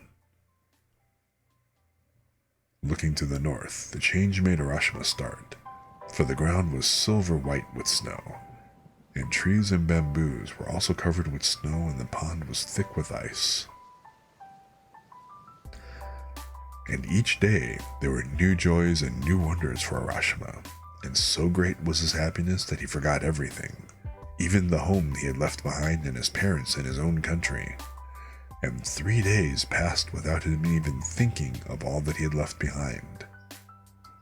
Then his mind came back to him, and he remembered who he was, and that he did not belong to this wonderful land or the Sea King's palace, and he said to himself, "Oh dear, I must not stay on here, for I have an old father and mother at home. What can have happened to them all this time? How anxious they must have been these days when I did not return as usual. I must go back at once without letting one more day pass. And he began to prepare for the journey in great haste. Then he went to his beautiful wife, the princess, and bowing low before her, he said, "Indeed, I have been very happy with you for a long time, Otohime-sama," for that was her name. "And you have been kinder to me than any words can tell. But now I must say goodbye. I must go back to my old parents." Then Otohime-sama began to weep, and said softly and sadly, "Is it not well with you here, Urashima, that you wish to leave me so soon? Where is the haste? Stay with me yet another day only." But Urashima had remembered his old parents, and in Japan the duty to parents is stronger than everything else, stronger than even pleasure or love, and he would not be persuaded, but answered, "Indeed, I must go. Do not think that I wish to leave you. It is not that. I must go and see my old parents. Let me go for one day, and I will come back to you." "Then," said the princess sorrowfully, "there is nothing to be done. I will send you back today to your father and mother, and instead of trying to keep you with me one more day, I shall give you this as a token of our love. Please take it back with you." And she brought him a beautiful lacquer box tied about with a silken cord and tassels of red silk. Urashima had received so much from the princess already that he felt some compunction in taking the gift, and said, "It does not seem right for me to take yet another gift from you after all the many favors I have received at your hands. But because it is your wish, I will do so." And then he added, "Tell me what is in this box." "That," answered the princess, "is the Tamataki Bako, box of the jeweled hand, and it contains something very precious. You must not open this box, whatever happens. If you open it, something dreadful will happen to you. Now promise me that you will never open this box."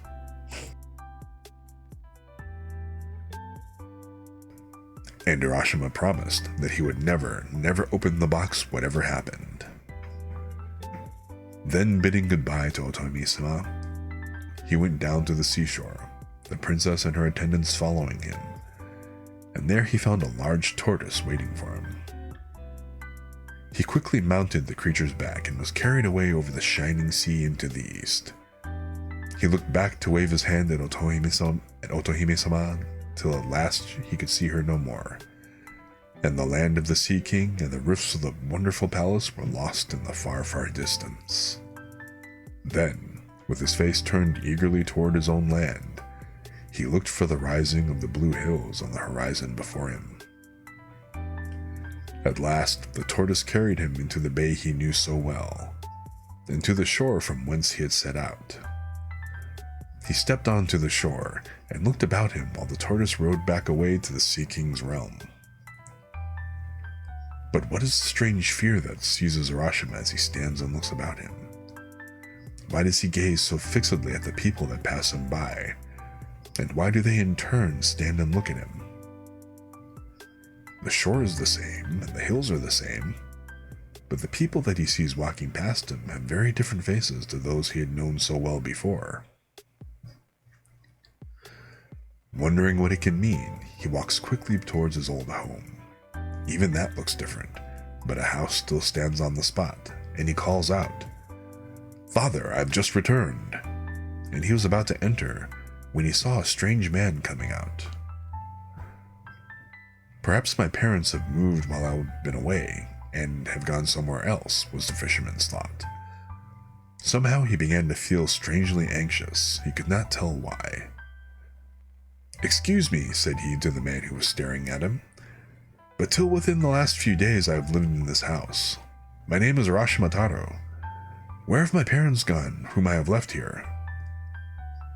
A very bewildered expression came over the face of the man, and, still gazing intently on Urashima's face, he said, "What? Are you Urashima Taro?" "Yes," said the fisherman, "I am Urashima Taro." "Ha ha!" laughed the man. "You must not make such jokes. It is true that once upon a time a man named Urashima Taro did live in this village, but that is a story 300 years old. He could not possibly be alive now. When Urashima heard these strange words, he was frightened and said, Please, please, you must not joke with me. I am greatly perplexed. I am really Urashima Taro, and I have certainly not lived 300 years. Till 4 or 5 days ago I lived on this spot. Tell me what I want to know without more joking, please. But the man's face grew more and more grave, and he answered, You may or may not be Urashima Taro, I don't know. But the Urashima Taro of whom I have heard of is a man who lived 300 years ago. Perhaps you are a spirit come to visit your old home? Why do you mock me, said Urashima. I'm no spirit. I'm a living man. Do you not see my feet? And Don, he stamped on the ground, first with one foot and then with the other to show the man. But Urashima Taro lived 300 years ago, that is all I know. It is written in the village chronicles, persisted the man, who could not believe what the fisherman said. Urashima was lost in bewilderment and trouble. He stood looking all around him, terribly puzzled, and indeed, something in the appearance of everything was different to what he remembered before he went away, and the awful feeling came over him that what the man said was perhaps true. He seemed to be in a strange dream. The few days he had spent in the Sea King's palace beyond the sea had not been days at all. They had been hundreds of years. In that time, his parents had died, and all the people he had ever known, and the village had written down his story. There was no use in staying here any longer. He must get back to his beautiful wife beyond the sea. He made his way back to the beach, carrying in his hand the box which the princess had given him. But which was the way? He could not find it alone. Suddenly he remembered the box, the tamete bako. The princess told me when she gave me the box, never to open it, that it contained a very precious thing. But now that I have no home, now that I have lost everything that was dear to me here, and my heart grows thin with sadness, at such a time, if I open the box, surely I shall find something that will help me, something that will show me back the way to my beautiful princess over the sea. There's nothing else for me to do now. Yes, I will open the box and look in. And so his heart consented to this act of disobedience, and he tried to persuade himself that he was doing the right thing in breaking his promise. Slowly, very slowly, he untied the red silk cord. Slowly and wonderingly, he lifted the lid of the precious box. And what did he find? Strange to say, only a beautiful little purple cloud rose out of the box in 3 soft wisps. For an instant, it covered his face and wavered over him as if loath to go, and then it floated away like vapor over the sea. Urashima, who had been till that moment like a strong and handsome youth of 24, suddenly became very, very old. His back doubled up with age, his hair turned snowy white, his face wrinkled, and he fell down dead on the beach. Poor Urashima. Because of his disobedience, he could never return to the Sea King's realm or the lovely princess beyond the sea. Little children, never be disobedient to those who are wiser than you, for disobedience was the beginning of all the miseries and sorrows of life.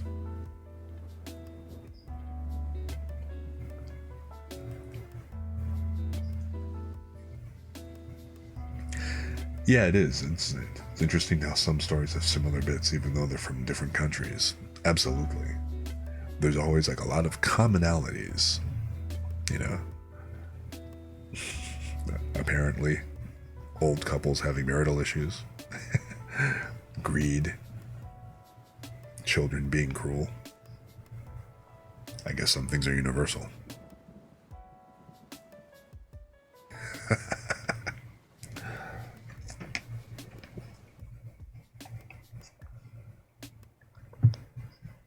Wonder if no one gets inspirations from other culture stories, or do they all reach a story plot on their own? Well, see, here's the interesting thing, right?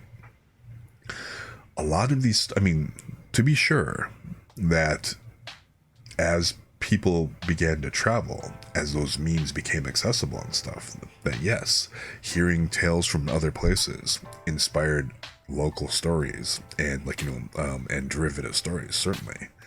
But if you really think about it, a lot of these stories, even now, even with all their commonalities, they all developed independently in their own different regions. I mean, think of Japan's a freaking island, or a set of islands, an archipelago, right?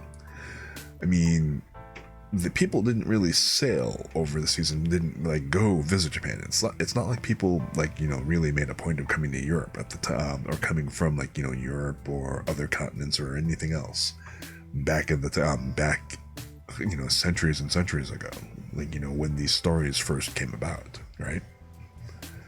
So yeah, so the whole fact that a lot of these folk tales all have very similar similar themes and oftentimes similar elements, it's really fascinating when you think about it.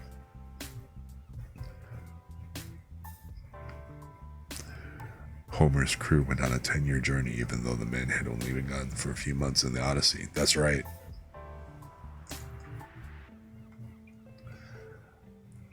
It is pretty trippy, isn't it?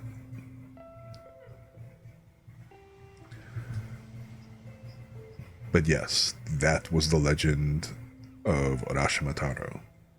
And that's actually one of the more famous folk stories.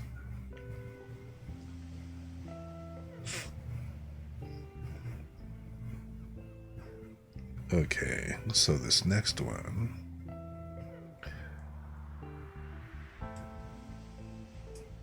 This is The Farmer and the Badger.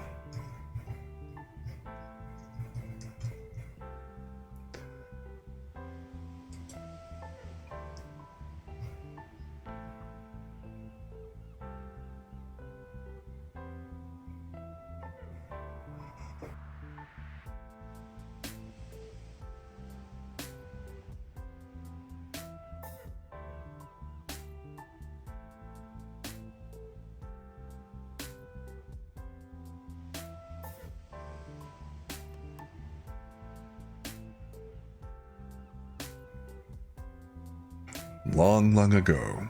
It always cracks me up. Because again, from the old series, when you hear it in Japanese, it's always mukashi, mukashi. Long, long ago, there lived an old farmer and his wife who had made their home in the mountains, far from any town. Their only neighbor was a bad and malicious badger. This badger used to come out every night and run across to the farmer's field and spoil the vegetables and the rice which the farmer spent his time in carefully cultivating. The badger at last grew so ruthless in his mischievous work, and did so much harm everywhere on the farm, that the good-natured farmer could not stand it any longer, and determined to put a stop to it. So he lay in wait day after day and night after night, with a big club, hoping to catch the badger, but all in vain. Then he laid traps for the wicked animal. The farmer's trouble and patience was rewarded, for one fine day, on going on his rounds, he found the badger caught in a hole he had dug for that purpose.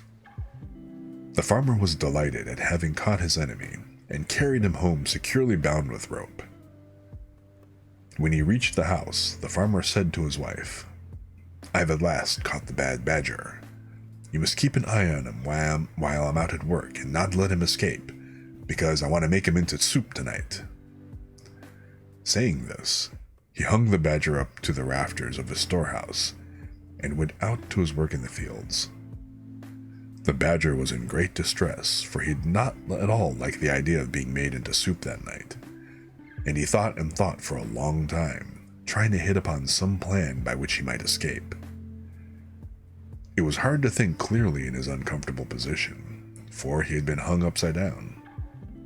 Very near him, at the entrance to the storehouse, looking out towards the green fields and trees and the pleasant sunshine, stood the farmer's old wife pounding barley. She looked tired and old. Her face was seamed with many wrinkles, and was as brown as leather, and every now and then she stopped to wipe the perspiration which rolled down her face. Badger, badger, badger, badger, badger, badger, mushroom. God. Now I'm not going to get that out of my mind.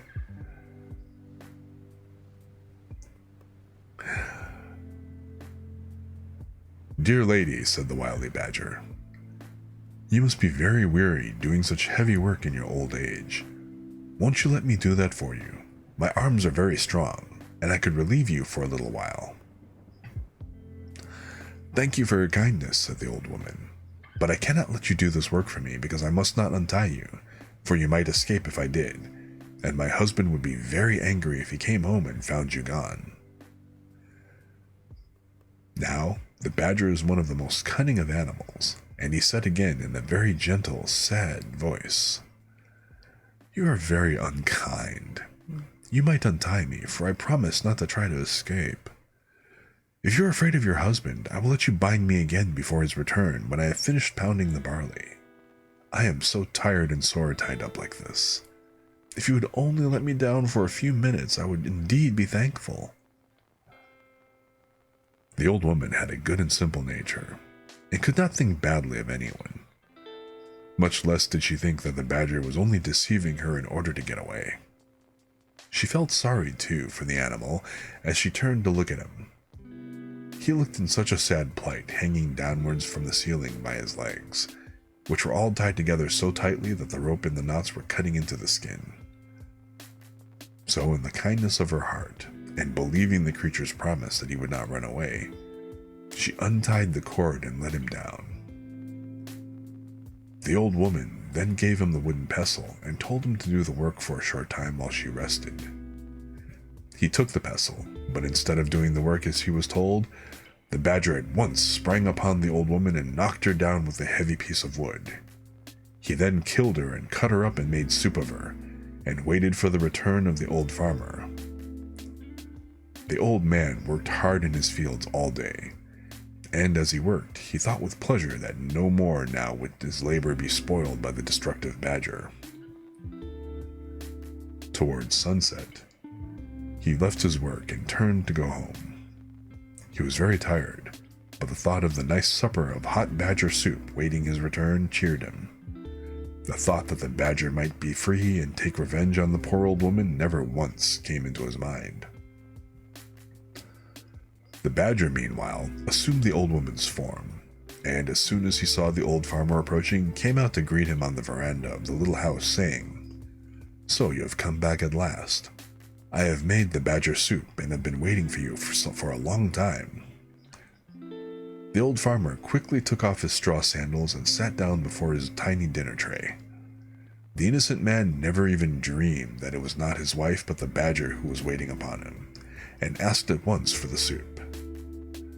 Then the badger suddenly transformed himself back to his natural form and cried out, You wife-eating old man! Look out for the bones in the kitchen! Laughing loudly and derisively, he escaped out of the house and ran away to his den in the hills. The old man was left behind alone. He could hardly believe what he had seen and heard. Then, when he understood the whole truth, he was so scared and horrified that he fainted right away. After a while, he came round and burst into tears. He cried loudly and bitterly. He rocked himself to and fro in his hopeless grief.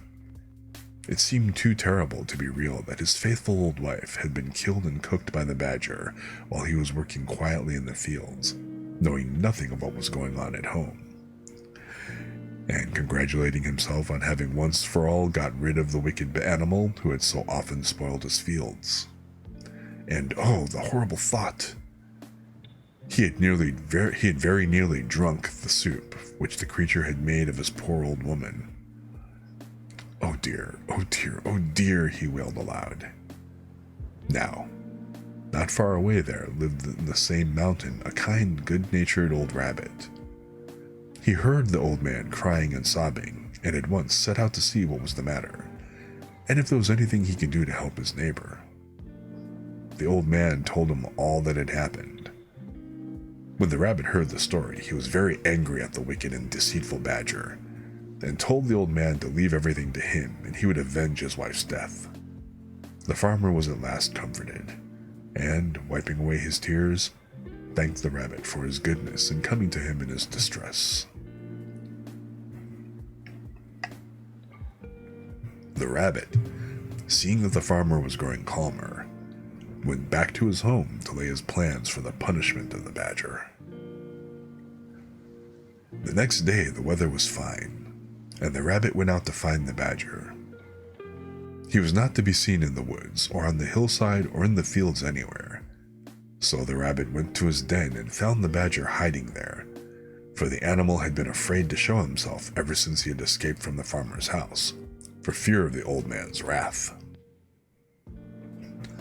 The rabbit called out, "Why are you not out on such a beautiful day? Come out with me, and we will go and cut grass on the hills together." The badger, never doubting but that the rabbit was his friend, willingly consented to go out with him, only too glad to get away from the neighborhood of the farmer and the fear of meeting him.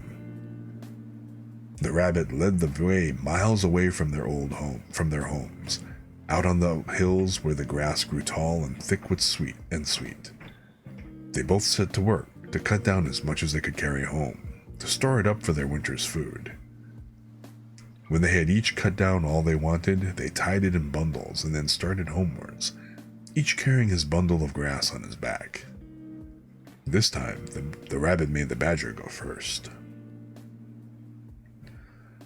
When they had gone a little way, the rabbit took out a flint and steel, and, striking it over the badger's back, he stepped back along in front, and set his bundle of grass on fire. The badger heard the flint striking and asked, "What is that noise? Crack, crack." "Oh, that is nothing," replied the rabbit. "I only said crack, crack because this mountain is called Crackling Mountain." The fire soon spread in the bundle of dry grass on the badger's back. The badger, hearing the crackle of the burning grass, asked, "What is that?" "Now we have come to the burning mountain," answered the rabbit. By this time, the bundle was very nearly burned out, and all the hair had been burned off the badger's back. He now knew what had happened by the smell of the smoke of the burning grass. Screaming with pain, the badger ran as fast as he could to his hole. The rabbit followed and found him lying on his bed groaning with pain. "What an unlucky fellow you are," said the rabbit. "I can't imagine how this happened. I will bring you some medicine which will heal your back quickly." The rabbit went away glad and smiling to think that the punishment upon the badger had finally begun. He hoped that the badger would die of his burns, for he felt that nothing could be too bad for the animal, who was guilty of murdering a poor helpless old woman who had trusted him. He went home and made an ointment by mixing some sauce and red pepper together. He carried this to the badger, but before putting it on, he told them that it would cause him great pain, but that he must bear it patiently, because it was a very wonderful medicine for burns and scalds and such wounds. The badger thanked him and begged him to apply it at once. But no language can describe the agony of the badger as soon as the red pepper had been pasted all over his sore back. He rolled over and over and howled loudly. The rabbit, looking on, felt that the farmer's wife was beginning to be avenged. The badger was in bed for about a month, but at last, in spite of the red pepper application, his burns healed and he got well. When the rabbit saw that the badger was getting well, he thought of another plan by which he could compass the creature's death. So he went one day to pay the badger a visit and to congratulate him on his recovery. During the conversation, the rabbit mentioned that he was going fishing, and described how pleasant fishing was when the weather was fine and the sea smooth. They're gonna pre-sea snow. Yes, very traumatizing. The badger listened with pleasure to the rabbit's account of the way he passed his time now, and forgot all his pains and his month's illness, and thought what fun it would be if he could go fishing too. So he asked the rabbit if he would take him the next time he went out to fish. This was just what the rabbit wanted, so he agreed. Then he went home and built 2 boats, one of wood and the other of clay. When at last they were both finished, and as the rabbit stood and looked on his work, he felt that all his trouble would be well rewarded if his plan succeeded, and he could manage to kill the wicked badger now. The day came when the rabbit had arranged to take the badger fishing. He kept the wooden boat himself and gave the badger the clay boat. The badger, who knew nothing about boats, was delighted with his new boat and thought how kind it was of the rabbit to give it to him. They both got into their boats and set out. After going some distance from the shore, the rabbit proposed that they should try their boats and see which one could go the quickest. The badger fell in with the proposal, and they both set to work to row as fast as they could for some time. In the middle of the race, the badger found his boat going to pieces, for the water now began to soften the clay.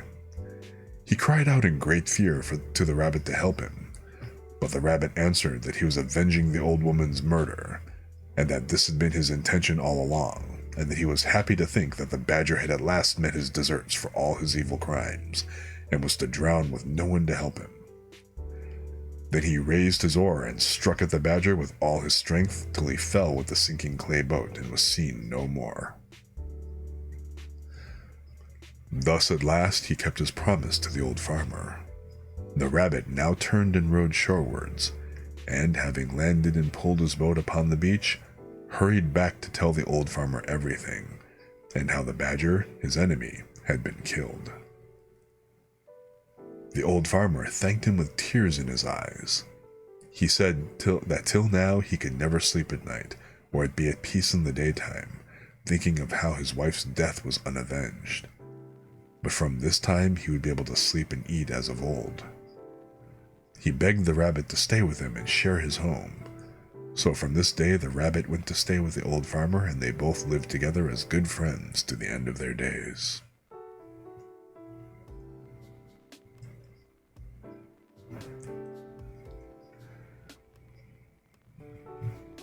Man, these stories. Granted, they're not on the same level as Grimm's, but just damn.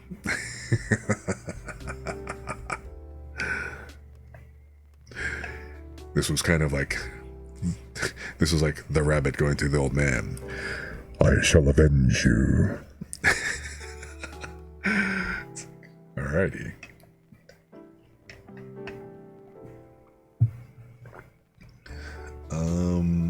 Okay, this one. I'm not sure I know this one.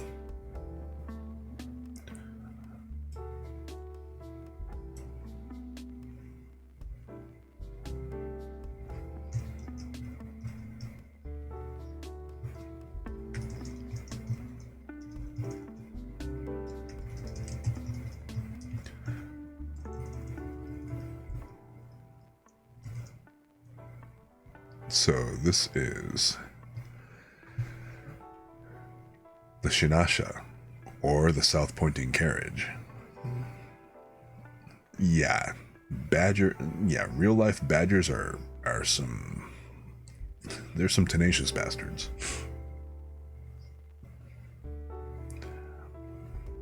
It takes a lot.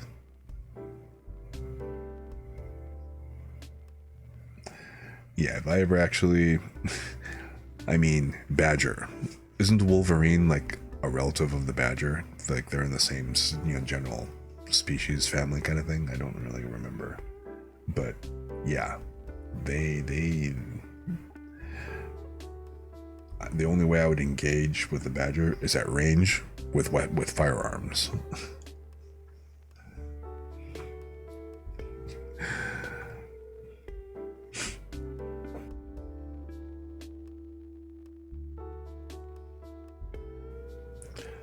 Hang on, give me a second. I'm going to try to do something about this congestion. Give me one quick moment here.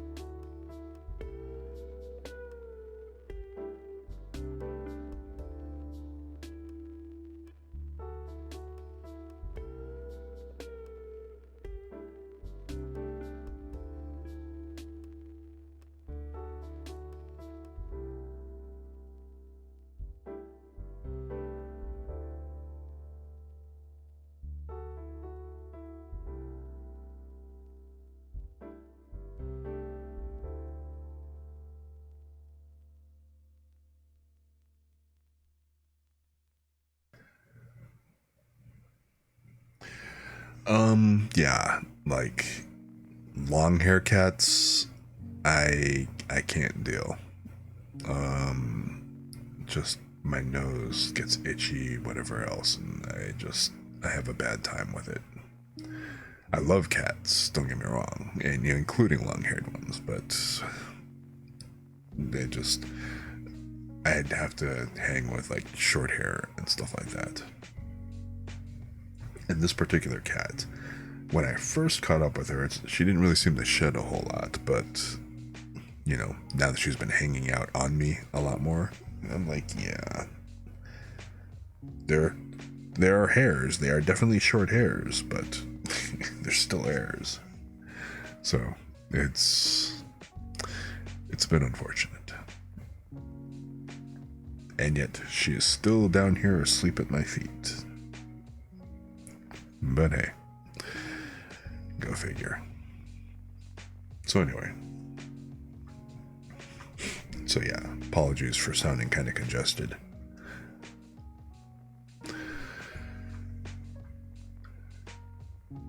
The Shinasha, the Shinasha, or the south-pointing carriage. The compass, with its needle always pointing to the north, is quite a common thing, and no one thinks that is remarkable now. Even when it was first invented, it must have been a wonder.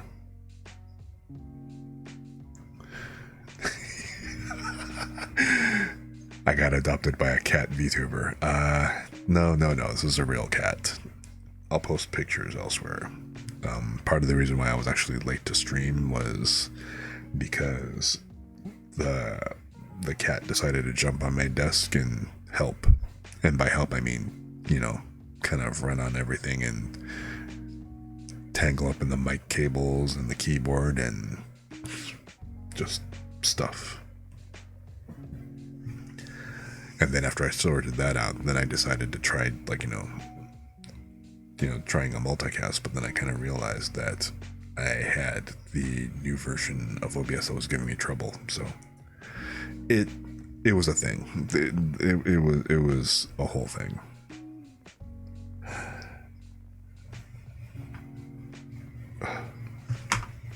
Just a sec.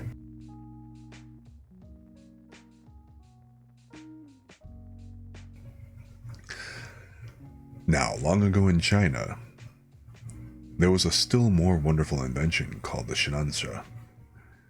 This was a kind of chariot with the figure of a man on it, always pointing to the south. No matter how the chariot was placed, the figure always wheeled about and pointed to the south. This curious instrument was invented by Kotei, one of the 3 Chinese emperors of the mythological age. Kotei was the son of the Emperor Yui.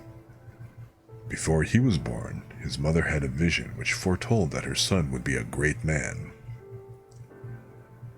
One summer evening, she went out to walk in the excuse me.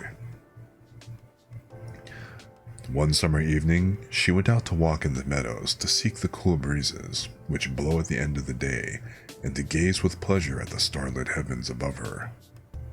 As she looked at the North Star, strange to relate, it shot forth vivid flashes of lightning in every direction.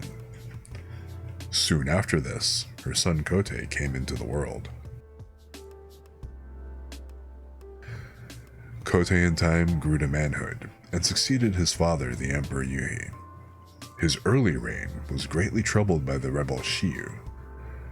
This rebel wanted to make himself king, and many were the battles which he fought to this end. Shiyu was a wicked magician. His head was made of iron, and there was no man that could conquer him. At last, Kotei declared war against the rebel and led his army to battle, and the 2 armies met on a plain called Takuraku. The emperor boldly attacked the enemy, but the magician brought down a dense fog upon the battlefield, and while the royal army were wandering about in confusion, trying to find their way, Shiyu retreated with his troops, laughing at having fooled the royal army. No matter however strong and brave the emperor's soldiers were, the rebel with his magic could always escape in the end. Kotei returned to his palace and thought and pondered deeply as to how he should conquer the magician, for he was determined not to give up yet. After a long time, he invented the Shinasha, with the figure of a man always pointing south, for there were no compasses in those days. With this instrument to show him the way, he need not fear the dense fogs raised up by the magician to confound his men. Kotei again declared war against Shiyu. He placed the Shinasha in front of his army and led the way to the battlefield. The battle began in earnest.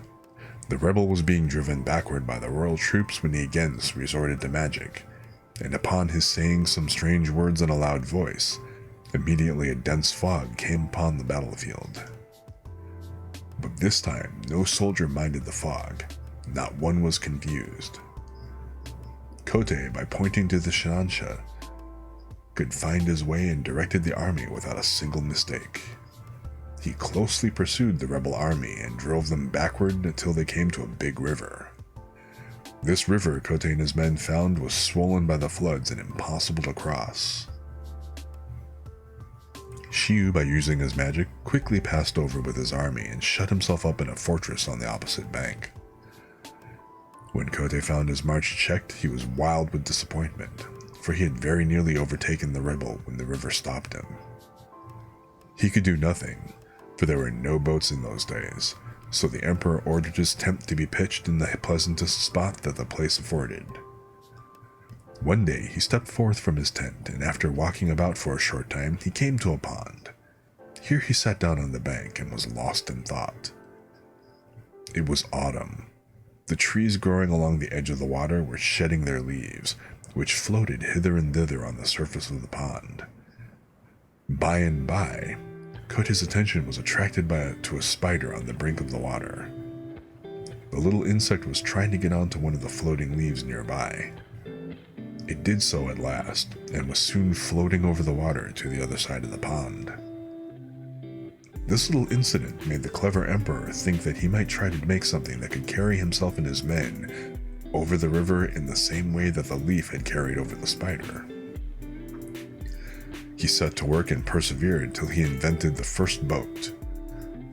When he found that it was a success, he set all his men to make more, and in time there were enough boats for the whole army. Kotei now took his army across the river and attacked Shiyu's headquarters. He gained a complete victory, and so put an end to the war which had troubled his country for so long.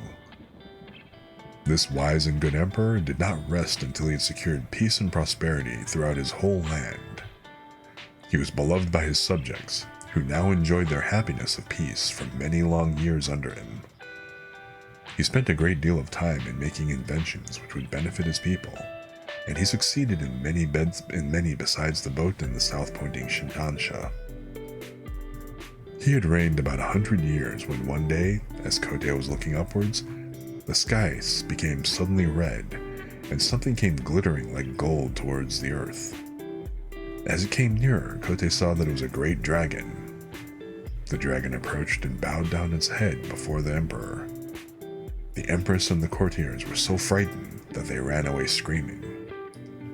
But the emperor only smiled and called them to stop, and said, "Do not be afraid.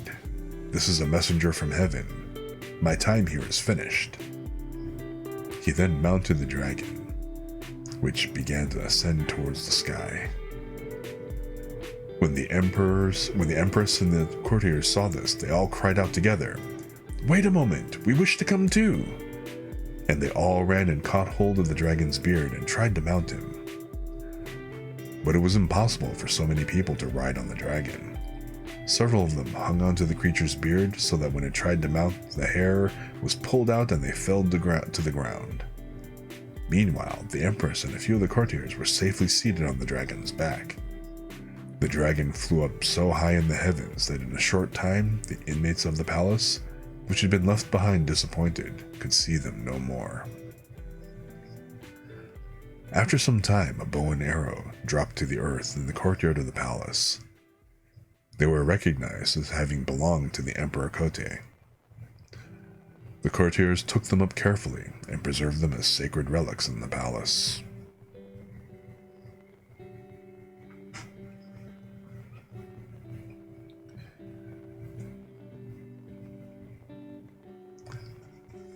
Well, that was interesting.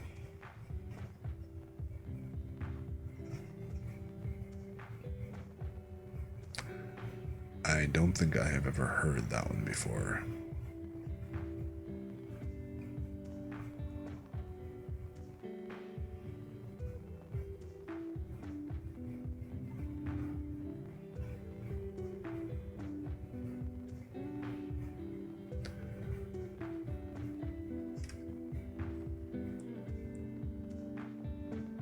Okay, so this one...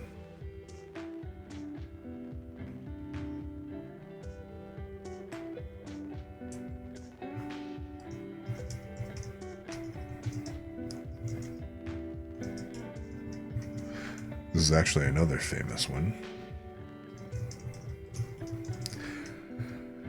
The Adventures of Kintaro, the Golden Boy.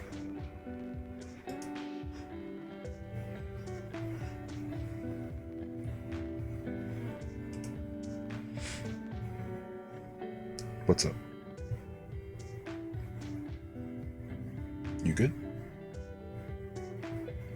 Okay.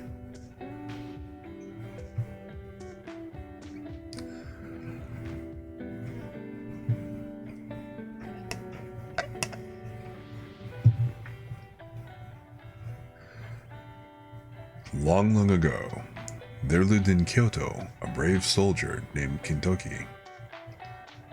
Now, he fell in love with a beautiful lady and married her.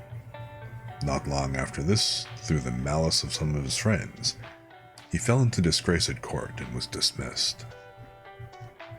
This misfortune so preyed upon his mind that he did not long survive his dismissal.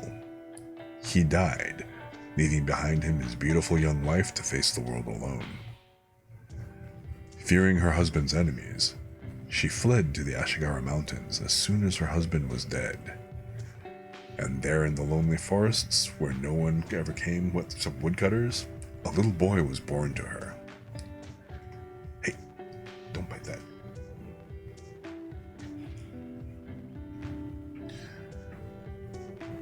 She called him Kintaro, or the Golden Boy.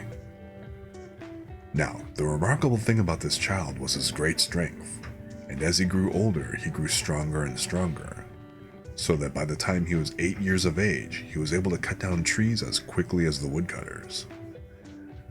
Then his mother gave him a large axe, which he used to go out in the forest and help the woodcutters, who called him Wonder Child, and his mother the Old Nurse of the Mountains, for they did not know her high rank. Another favorite pastime of Kintaro's was to smash up rocks and stones. You can imagine how strong he was. Quite unlike other boys, Kintaro grew up all alone in the mountain wilds, and as he had no companions, he made friends with all the animals and learned to understand them and to speak their strange talk. By degrees, they all grew quite tame and looked upon Kintaro as their master, and he used them as his servants and messengers.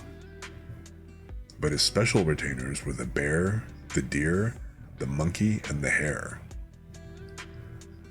The bear often brought her cubs for Kintaro to romp with, and when she came to take them home, Kintaro would get on her back and have a ride to her cave. He was very fond of the deer too, and would often put his arms around the creature's neck to show that his long horns did not frighten him. Great was the fun that they all had together.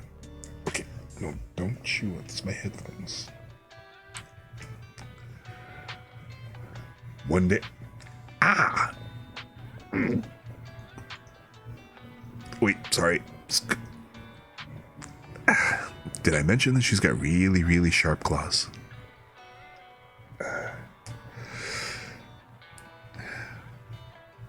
Jeez.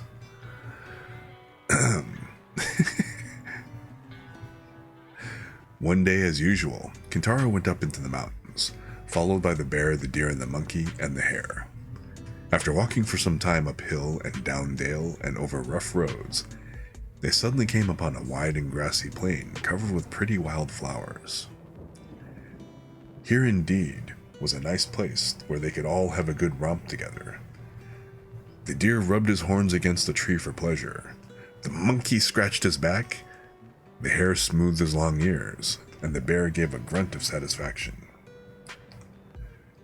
Kintaro said, "Here's a place for a good game.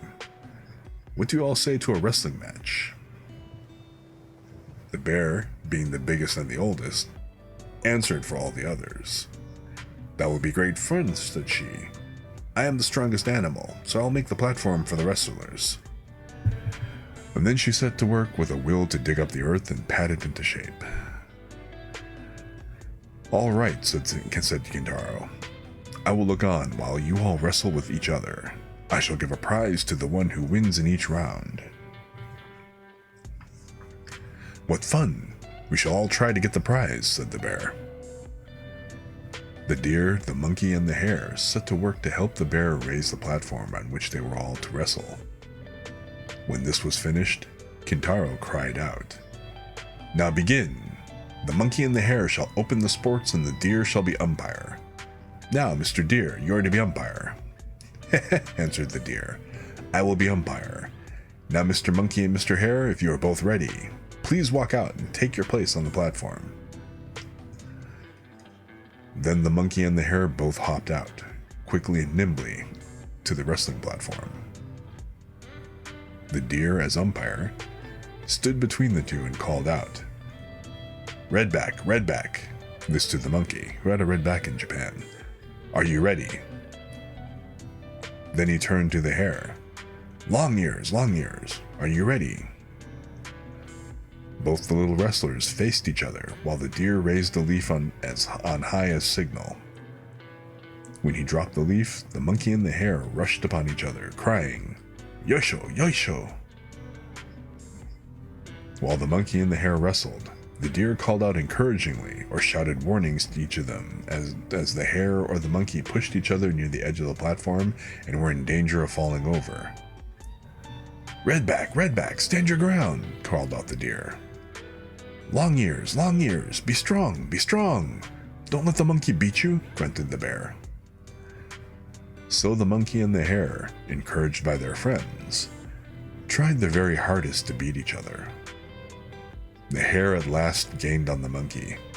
The monkey seemed to trip up, and the hare, giving him a good push, sent him flying off the platform with a bound. The poor monkey sat up, rubbing his back, and his face was very long as he screamed angrily, Oh, how my back hurts! My back hurts me!" Seeing the monkey in this plight on the ground, the deer holding his leaf on high said, "This round is finished. The hare has won." Kintaro then opened his luncheon box and, taking out a rice dumpling, gave it to the hare, saying, "Here is your prize, and you have earned it well." Now, the monkey got up looking very cross, and as they say in Japan, his stomach stood up, for he felt that he had not been fairly beaten. So he said to Kintaro and the others who were standing by, "I have not been fairly beaten. My foot slipped and I tumbled. Please give me another chance and let the hare wrestle with me for another round." Then, Kintaro consenting, the hare and the monkey began to wrestle again. Now, as everyone knows, the monkey is a cunning animal by nature, and he made up his mind to get the best of the hare this time if it were possible. To do this, he thought that the best and surest way would be to get hold of the hare's long ear. This he soon managed to do. The hare was quite thrown off his guard by the pain of having his long ear pulled so hard, and the monkey, seizing his opportunity at last, caught hold of one of the hare's legs and sent him sprawling in the middle of the dice. The monkey was now the victor and received a rice dumpling from Kintaro, which pleased him so much that he quite forgot his sore back. The deer now came up and asked the hare if he felt ready for another round, and if so, whether he would try a round with him, and the hare consenting, they both stood up to wrestle. The bear came forward as umpire. The deer with long horns and the hare with long ears, It must have been it must have been an amusing sight to those who watched this queer match. Suddenly, the deer went down on one of his knees, and the bear with the leaf on hide declared him beaten. In this way, sometimes the one, sometimes the other, conquering, and the little party amused themselves till they were tired. No. At last, Kintaro got up and said, "This is enough for today. What a nice place we have found for wrestling. Let us come again tomorrow. Now we will all go home. Come along." So saying, Kintaro led the way while the animals followed. After walking some little distance, hey, stop chewing on that. No. After walking some little distance, they came out on the banks of a river flowing through a valley. Kintaro and his 4 furry friends stood and looked about for some means of crossing. Bridge there was none. The water rushed down. Oops. Oh, great.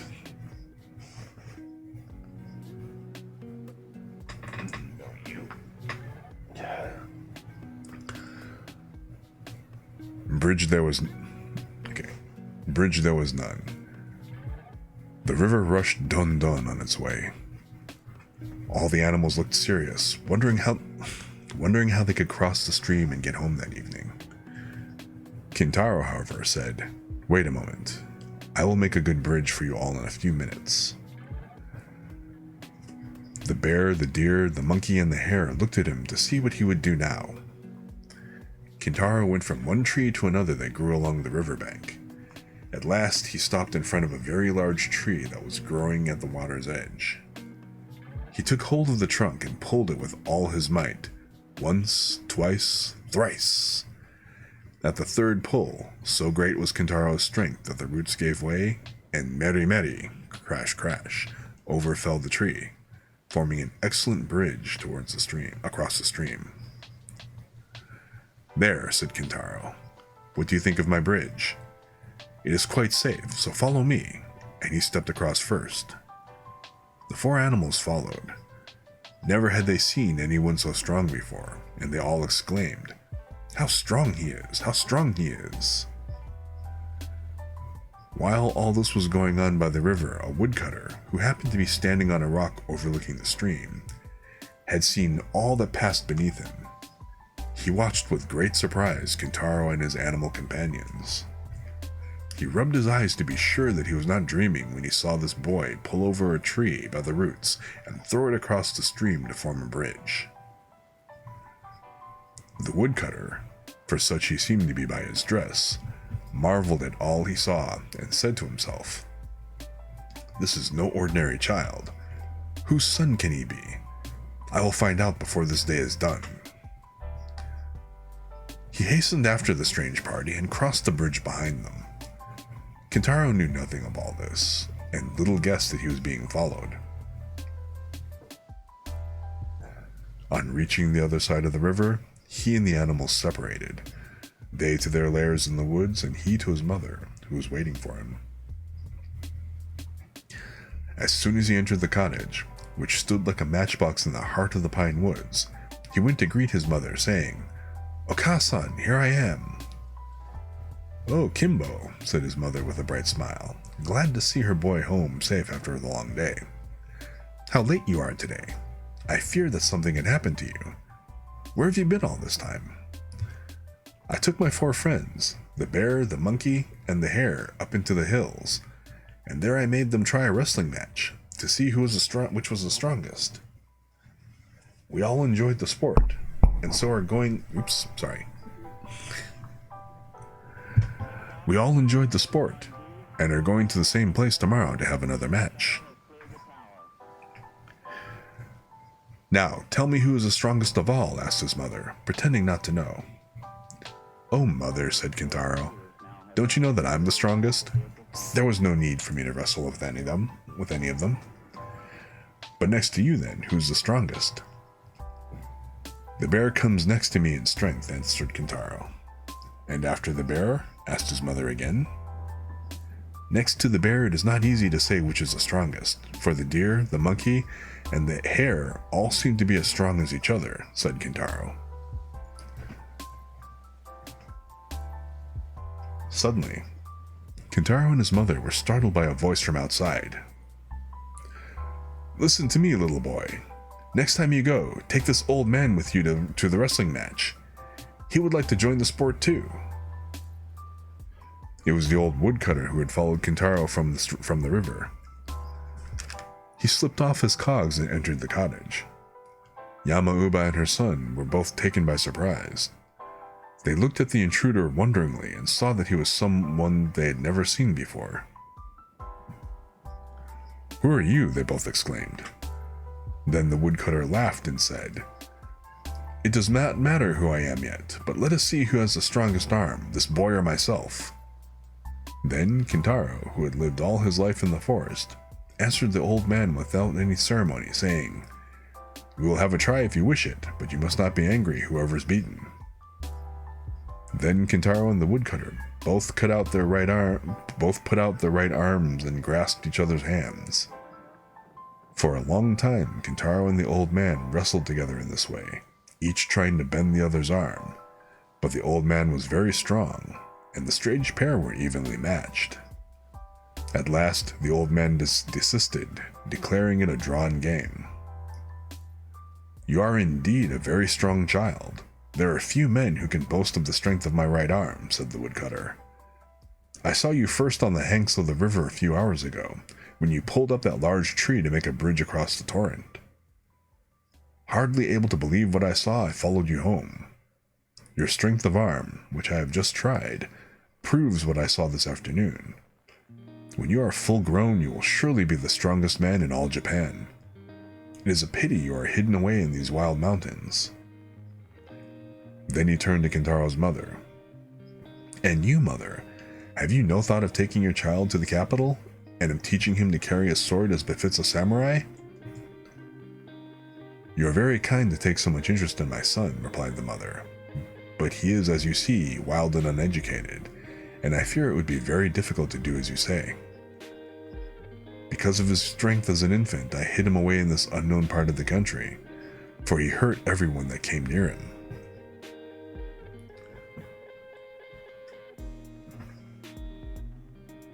Okay.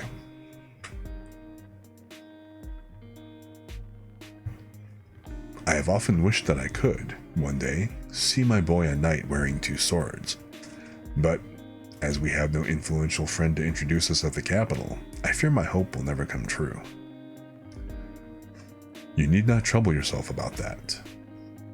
To tell you the truth, I am no woodcutter. I am one of the great generals of Japan. My name is Sadamitsu, and I am a vassal of the powerful Lord Minamoto no Raiko.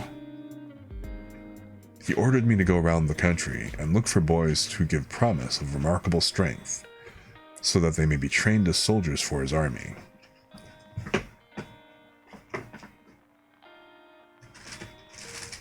Hey, I'm streaming here. My God.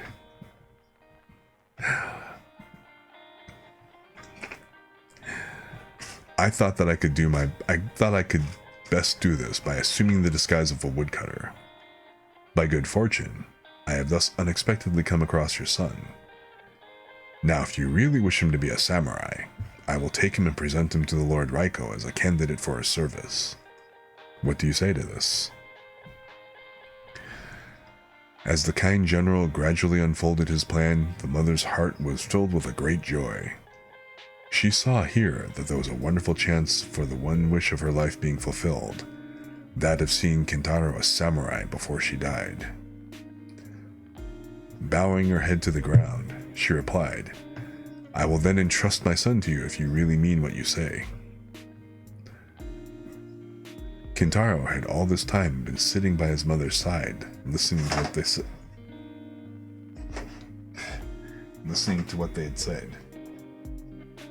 When his mother finished speaking, he exclaimed, Oh joy, joy! I am to go with the general, and one day I shall be a samurai. Thus, Kintaro's fate was set.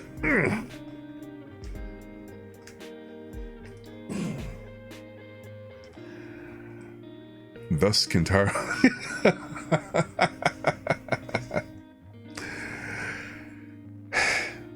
Thus Kintaro's fate was settled, and the general decided to start for the capital at once, taking Kintaro with him. It need hardly be said that Yamauba was sad at parting with her boy, for he was all that was left to her.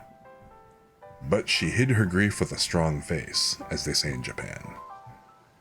She knew that it was for her boy's good that he should leave her now, and she must not discourage him just as he was setting out. Kintaro promised never to forget her, and said that as soon as he was a knight wearing 2 swords, he would build her a home and take care of her in her old age. All the animals, those that he had tamed to serve him, the bear, the deer, the monkey, and the hare, as soon as they found out that he was going away, came to ask if they might attend him as usual. When they learned that he was going away for good, they followed him to the foot of the mountain to see him off. "Kimbo," said his mother, "mind and be a good boy."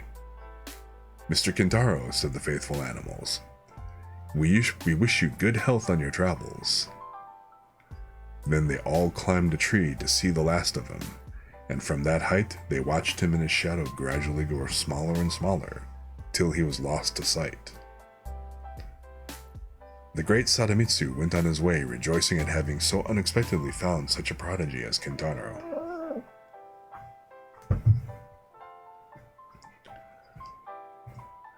Having arrived at their destination, the general took Kintaro at once to his lord, Minamoto no Raiko, and told him all about Kintaro and how he had found the child.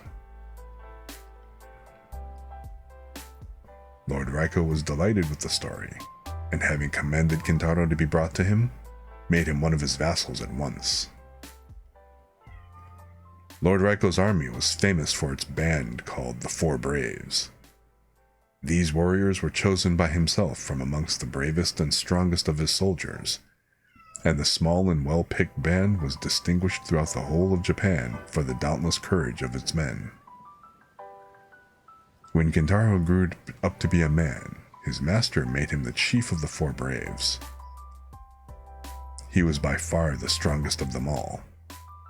Soon after this event, news was brought to the city that a cannibal monster had taken up his abode not far away, and that people were stricken with fear. Lord Raiko ordered Kintaro to the rescue. He immediately started off, delighted at the prospect of trying his sword. Surprising the monster in his den, he made short work of cutting off its great head, which he carried back in triumph to his master. Kintaro now rose to be the greatest hero of this country, and great was the power and honor and wealth that came to him. He now kept his promise and built a comfortable home for his old mother, who lived happily with him in the capital to the end of her days. Is this not the story of a great hero?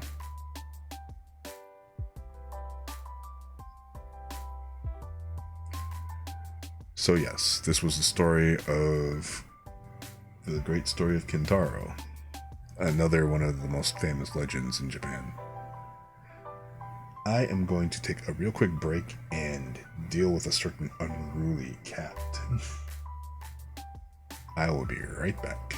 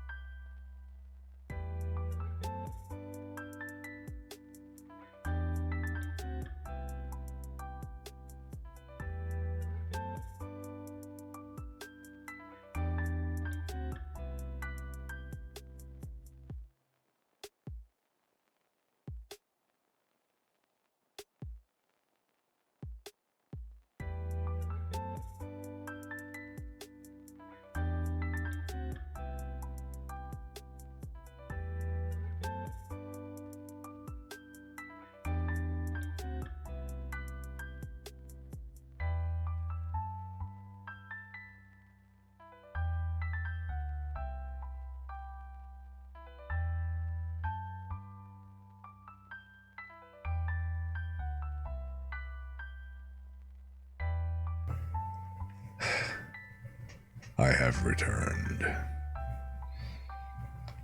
Yes. El gato.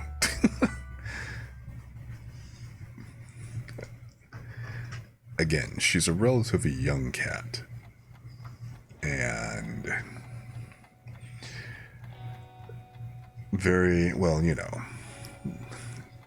kittens and, basically like, young cats before they reach adolescence or whatever it is. But they tend to have like, they sleep all day and then they have like the nighttime zoomies. So she's basically like, just kind of zooming around and whatever else and just getting into everything. And she generally has this thing where she likes to explore stuff, and I'm kind of worried because I don't have a litter box. So I kind of make sure that stray cat goes back outside to make sure that she has a chance to go out and, go do her thing. Well, I was telling 180 earlier, I don't... technically speaking, the place that I live in doesn't allow pets without, of course, like, written approval and stuff, written permission from management and stuff. Since I don't have said management, I can't just take her in, even though, like, the neighbor above definitely has a cat. And I don't think that the neighbor below fully got rid of their dog. I don't know what they did to, like, to get him to be quiet, but he's still around because I still hear them occasionally barking. Just not as much as he used to. So, am I gonna keep her? For the time being, no. She's kind of coming and going as she pleases. Well, not quite as she pleases, kind of as I allow her in. But I'll be honest, I'm gonna keep it kind of limited. Just because I'm not exactly in a position to keep up with, number one, keep up with a young ass cat. Now, if it were an older, more docile, cat who's just kind of like, I'm just going to sit here and enjoy my sunbeam and soak up the rays. But having a little zooter, that's a bit rougher. But, I mean, and I guess it's a double-edged sword, because if you start feeding them consistently, then they get reliant on you and everything. So even as a stray and stuff, it's like, okay, that's kind of like why I don't mind so much, putting her back out and stuff and letting her go do her thing. Number one, her toilet's outside. And then number two, she gets to go do her hunting thing and get that hunting thing on and burn that energy. Instead of burning it on me, as you probably heard. I've currently got like at least 2 ruined shirts at this point. And I'm afraid to go look and see at the pair of jeans that she started using as a, I guess, a scratching pad, maybe, would be the best way to describe it. Go figure. I mean, I already told you, I'm covered with, like, I've got scratches, like, all up on my arms and stuff, and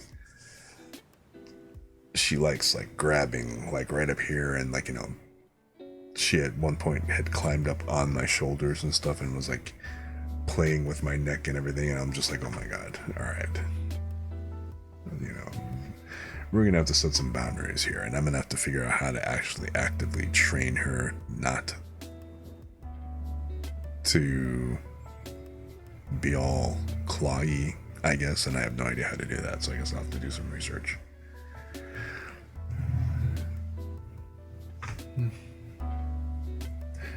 But yeah, that's a hell of a thing.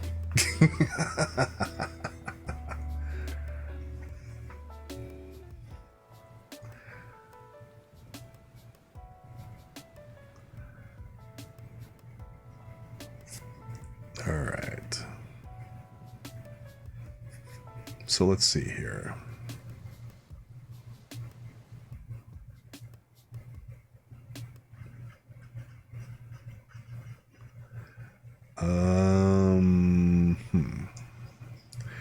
The next story.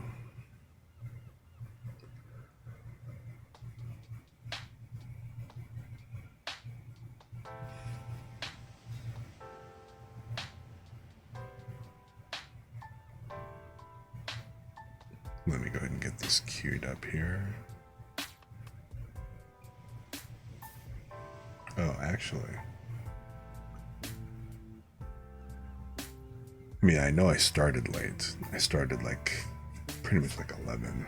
And it's kind of going on 3 hours here. I am slightly beat up.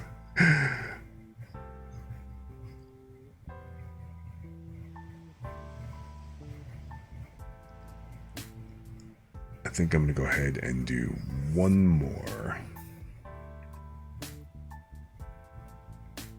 So yeah, we'll do one more story, end it with this one.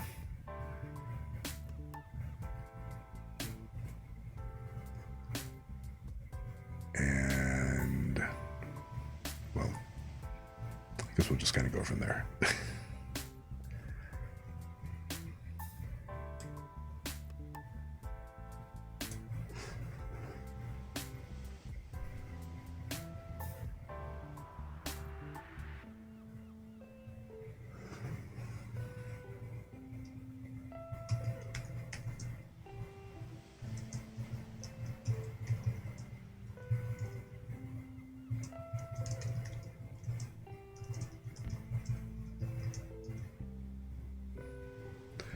Okay, so this one, The Story of Princess Hase, a story of old Japan.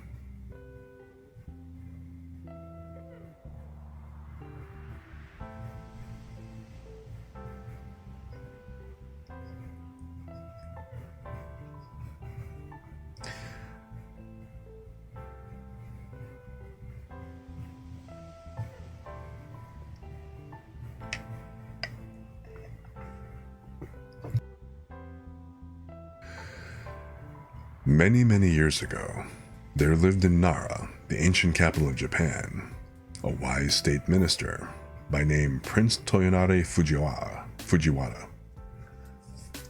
His wife was a noble, good and beautiful woman called Princess Murasaki, Violet. They had been married by their respective families according to Japanese custom when very young, and had lived together happily ever since. They had, however, had one cause for great sorrow, for as the years went by, no child was born to them. This made them very unhappy, for they both longed to see a child of their own which would grow up to gladden their old age, carry on the family name, and keep up the ancestral rights when they were dead. The prince and his lovely wife, after long consultation and much thought, determined to make a pilgrimage to the temple of Hase no Kwanan, the goddess of mercy at Hase, for they believed, according to the beautiful tradition of their religion, that the Mother of Mercy, Kwanan, comes to answer the prayers of mortals in the form that they need the most. Surely, after all these years of prayer, she would come to them in the form of a beloved child in answer to their special pilgrimage, for that was the greatest need of their 2 lives. Everything else they had that this life could give them, but it was all as nothing because the cry of their hearts was unsatisfied. So the Prince Toyonari and his wife went to the temple of Kwanan at the Hase and stayed there for a long time, both daily offering incense and praying to Kwanan, the Heavenly Mother, to grant them the desire of their whole lives. And their prayer was answered. A daughter was born at last to the Princess Murasaki, and great was the joy of her heart. On presenting the child to her husband, they both decided to call her Hasehime, or the Princess of Hase, because she was the gift of the Kwanan at that place. They both reared her with great care and tenderness, and the child grew in strength and beauty. When the little girl was 5 years old, her mother fell dangerously ill and all the doctors and their medicines could not save her. A little before she breathed her last, she called her daughter to her and gently stroking her head, said, "Hasehime, do you know that your mother cannot live any longer? Though I die, you must grow up a good girl. Do your best not to give trouble to your nurse or any other of your family. Perhaps your father will marry again and someone will fill my place as your mother. If so, do not grieve for me, but look upon your father's second wife as your true mother, and be obedient and filial to both her and your father. Remember, when you are grown up, to be submissive to those who are your superiors, and to be kind to all those who are under you. Don't forget this. I die with the hope that you will grow up a modeled woman." Hasehime listened in an attitude of respect while her mother spoke, and promised to do all that she was told. There's a proverb by which says, "As the soul is at 3, so it is at 100. And so Hasehime grew up as her mother had wished, a good and obedient little princess, though she was now too young to understand how great was the loss of her mother. Not long after the death of his first wife, Prince Toyonari married again, a lady of noble birth named Princess Terute. "Hey, how's it going?" Okay.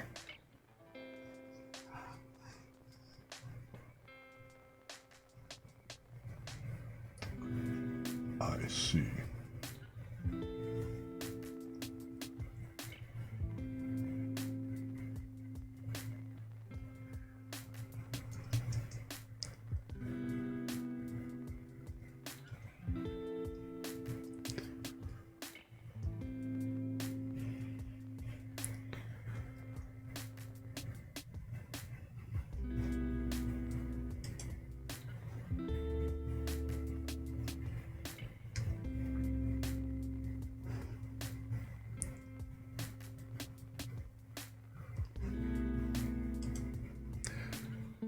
Not long after the death of his first wife, Princess Toyonari married again, a lady of noble birth named Princess Terute.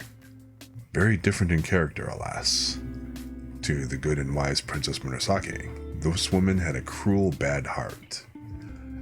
She did not love her stepdaughter at all, and was often very unkind to the little motherless girl, saying to herself, "This is not my child. This is not my child." But Hasehime bore every unkindness with patience, and even waited upon her stepmother kindly and obeyed her in every way and never gave any trouble, just as she had been trained to by her own good mother, so that the Lady Terute had no cause for complaint against her. The little princess was very diligent, and her favorite studies were music and poetry. She would spend several hours practicing every day, and her father had the most proficient of masters he could find to teach her the koto, the art of writing letters and verse. When she was 12 years of age, she could play so beautifully that she and her stepmother were summoned to the palace to perform before the emperor. It was the festival of the cherry flowers, and there were great festivities at the court. The emperor threw himself into the enjoyment of the season, and commanded that Princess Hase should perform before him on the koto, and that her mother, Princess Terute, should accompany her on the flute. The emperor sat on a raised dais, before which hung a curtain of finely sliced bamboo and purple tassels, so that his majesty might see all and not be seen, for no ordinary subject was allowed to look upon his sacred face. Hasehime was a skilled musician, though so young, and often astonished her masters by her wonderful memory and talent. On this momentous occasion, she played well, but Princess Terute, her stepmother, who was a lazy woman and never took the trouble to practice daily, broke down in her accompaniment and had to request one of the court ladies to take her place. This was a great disgrace, and she was furiously jealous to think that she had failed where her stepdaughter succeeded. And to make matters worse, the emperor sent many beautiful gifts to the little princess to reward her for playing so well at the palace. There was now another reason why Princess Tsurude hated her stepdaughter, for she had had the good fortune to have a son born to her, and in her inmost heart she kept saying, "If only Hasehime were not here, my son would have all the love of his father." And never having learned to control herself, she allowed this wicked thought to grow into the awful desire of taking her stepdaughter's life. So one day, she secretly ordered some poison and poisoned some sweet wine. This poisoned wine she put into a bottle. Into another similar bottle, she poured some good wine. It was the occasion of the boys' festival on the 5th of May, and Hasehime was playing with their little brother. All his toys of warriors and heroes were spread out, and she was telling him wonderful stories about each of them. They were both enjoying themselves and laughing merrily with their attendants, when his mother entered with the 2 bottles of wine and some delicious cakes. "You are both so good and happy," said the wicked Princess Tsurude with a smile, "that I have brought you some sweet wine as a reward, and here are some nice cakes for my good children." And she filled 2 cups from the different bottles. Hasehime, never dreaming of the dreadful part her stepmother was acting, took one of the cups of wine and gave to her little stepbrother the other that had been poured out for him. The wicked woman had carefully marked the poison bottle, but on coming into the room she had grown nervous, and pouring out the wine hurriedly had unconsciously given the poisoned cup to her own child. All this time she was anxiously watching the little princess, but to her amazement, no change whatever took place in the young girl's face. Suddenly, the little boy screamed and threw himself on the floor, doubled up with pain. His mother flew to him, taking the precaution to upset the 2 tiny jars of wine which she had brought into the room, and lifted him up. The attendants rushed for the doctor, but nothing could save the child.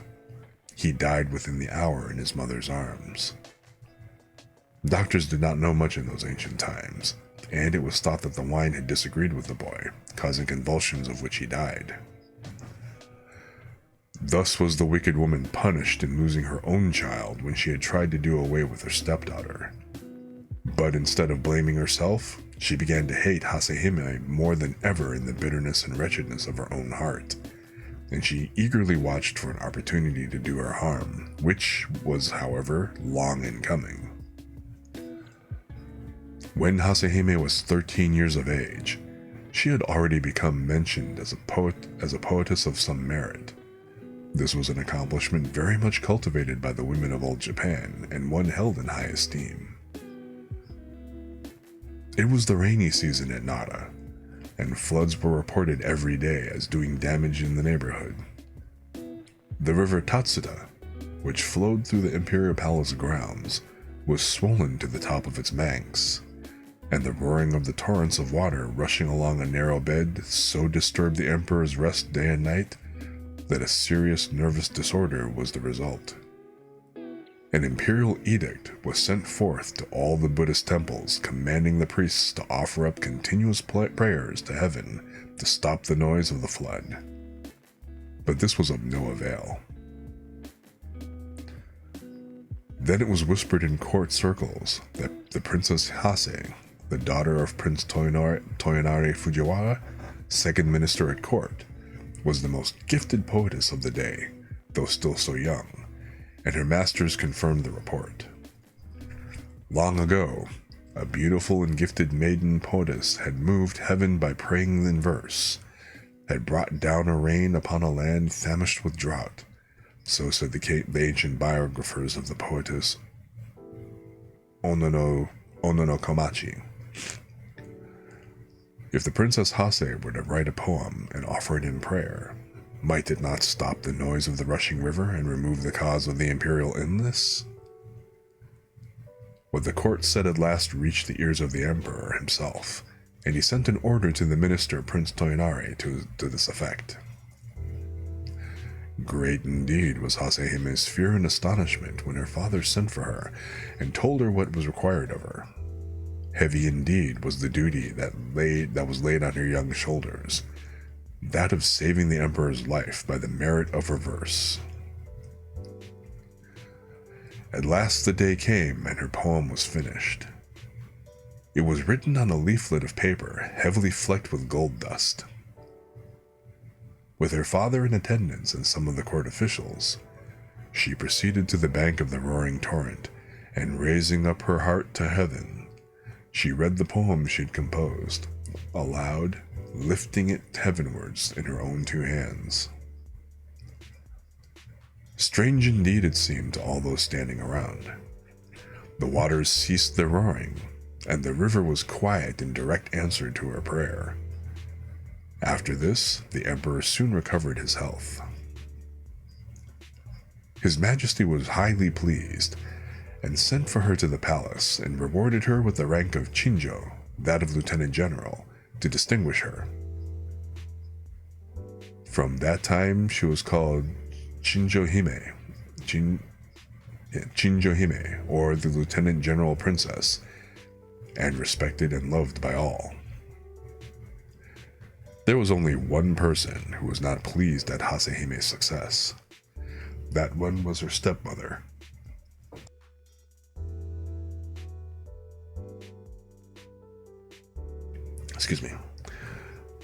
Forever brooding over the death of her own child, whom she had killed when trying to poison her stepdaughter.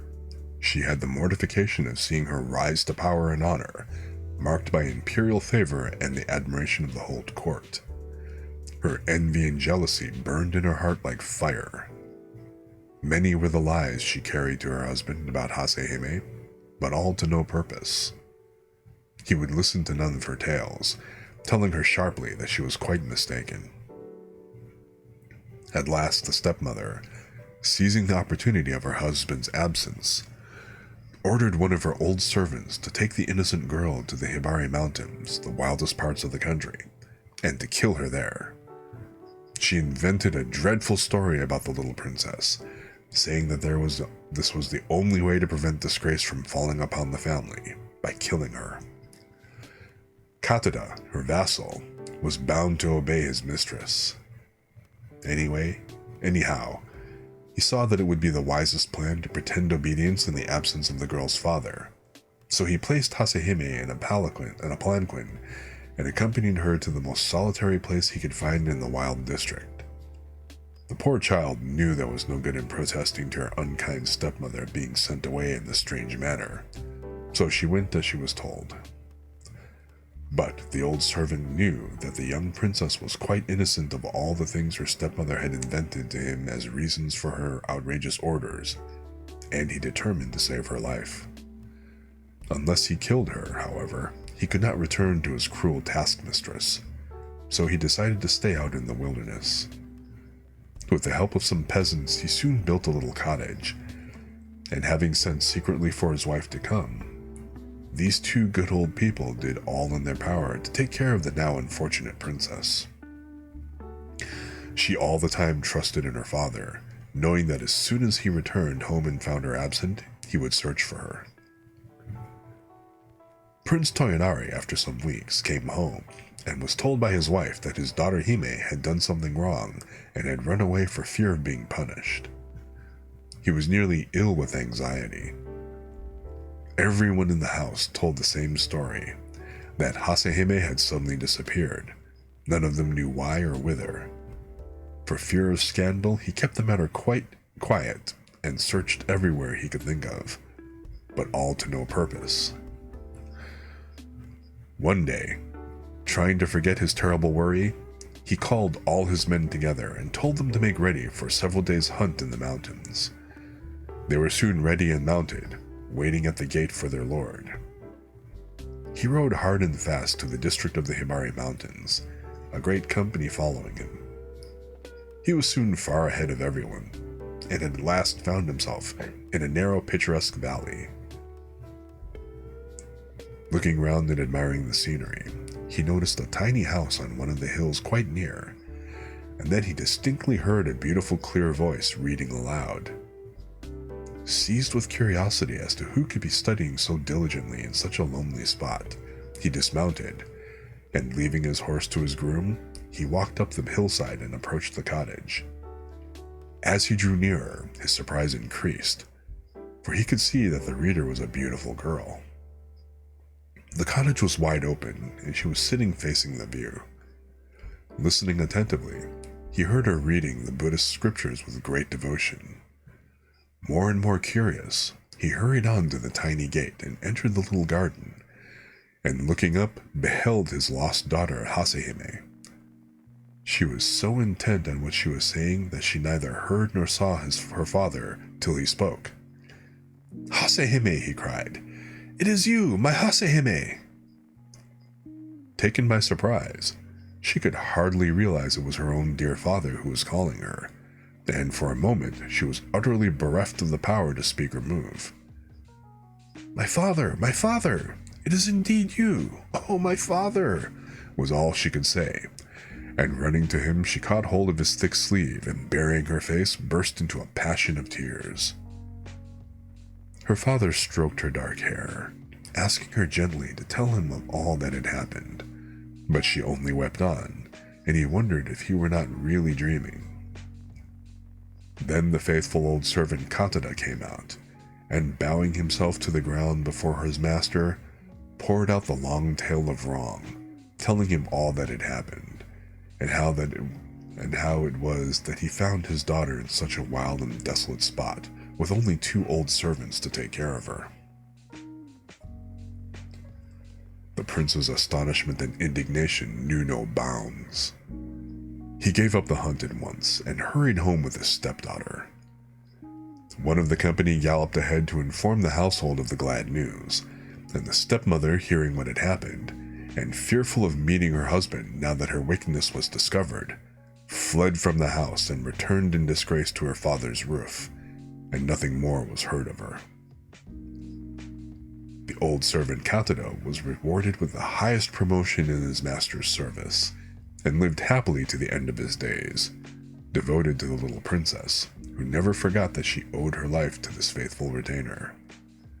She was no longer troubled by an unkind stepmother, and her days passed happily and quietly with her father. As Prince Toyonari had no son, he adopted a younger son of one of the court nobles to be his heir, and to marry his daughter Hasehime, and in a few years the marriage took place. Hasehime lived to a good old age, and all said that she was the wisest, most devout, and most beautiful mistress that had ever reigned in Prince Toyonari's ancient house. She had the joy of presenting her son, the future lord of the family, to her father just before he retired from active life. To this day, there is preserved a piece of needlework in one of the Buddhist temples of Kyoto. It is a beautiful piece of tapestry, with the figure of Buddha embroidered in the silky threads drawn from the stem of the lotus. This is said to have been the work of the hands of the good Princess Hase.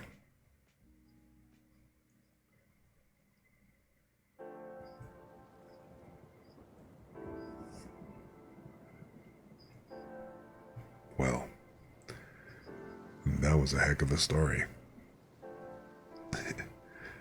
Again, with the wicked and jealous stepmothers.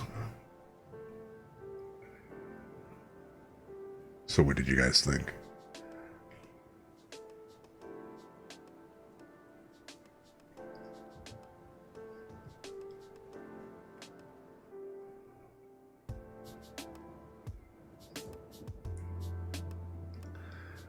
Anyway, I am going to call it here, mainly because of the fact that, I've been going for about 3.5 hours, and it is getting on pretty late for me.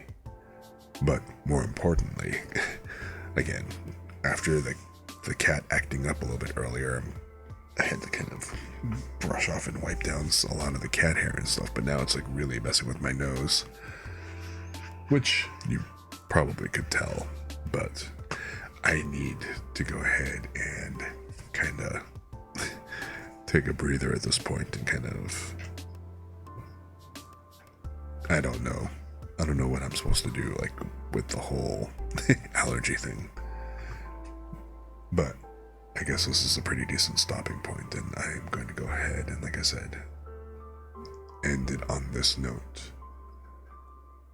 Especially given the fact that this particular story had a happy ending, and who knows what the next one's going to be. So, that being said, I hope you guys enjoyed story time, even though we did get started a little bit late, so it's probably a bit shorter, only a little bit shorter. But I hope you guys enjoyed and had a good time vibing with me, and thanks a lot for coming out and hanging out. So, I am not going to raid out tonight. I'm just going to go ahead and end it and stuff. So also, I will be back next week. I'm not going to be streaming on Saturday because I will be I mentioned earlier on the stream, I'll actually be attending C2E2 this weekend. So I'm not going to be around on Saturday. So if anything, I will be back probably on Tuesday. And if not, I'll definitely be back for next Thursday's reading time, for story time next week. So, anyway, you guys stay chill. Have a good day or night. Have a good rest or whatever else that you're doing today. Thanks a lot for coming by and hanging with me.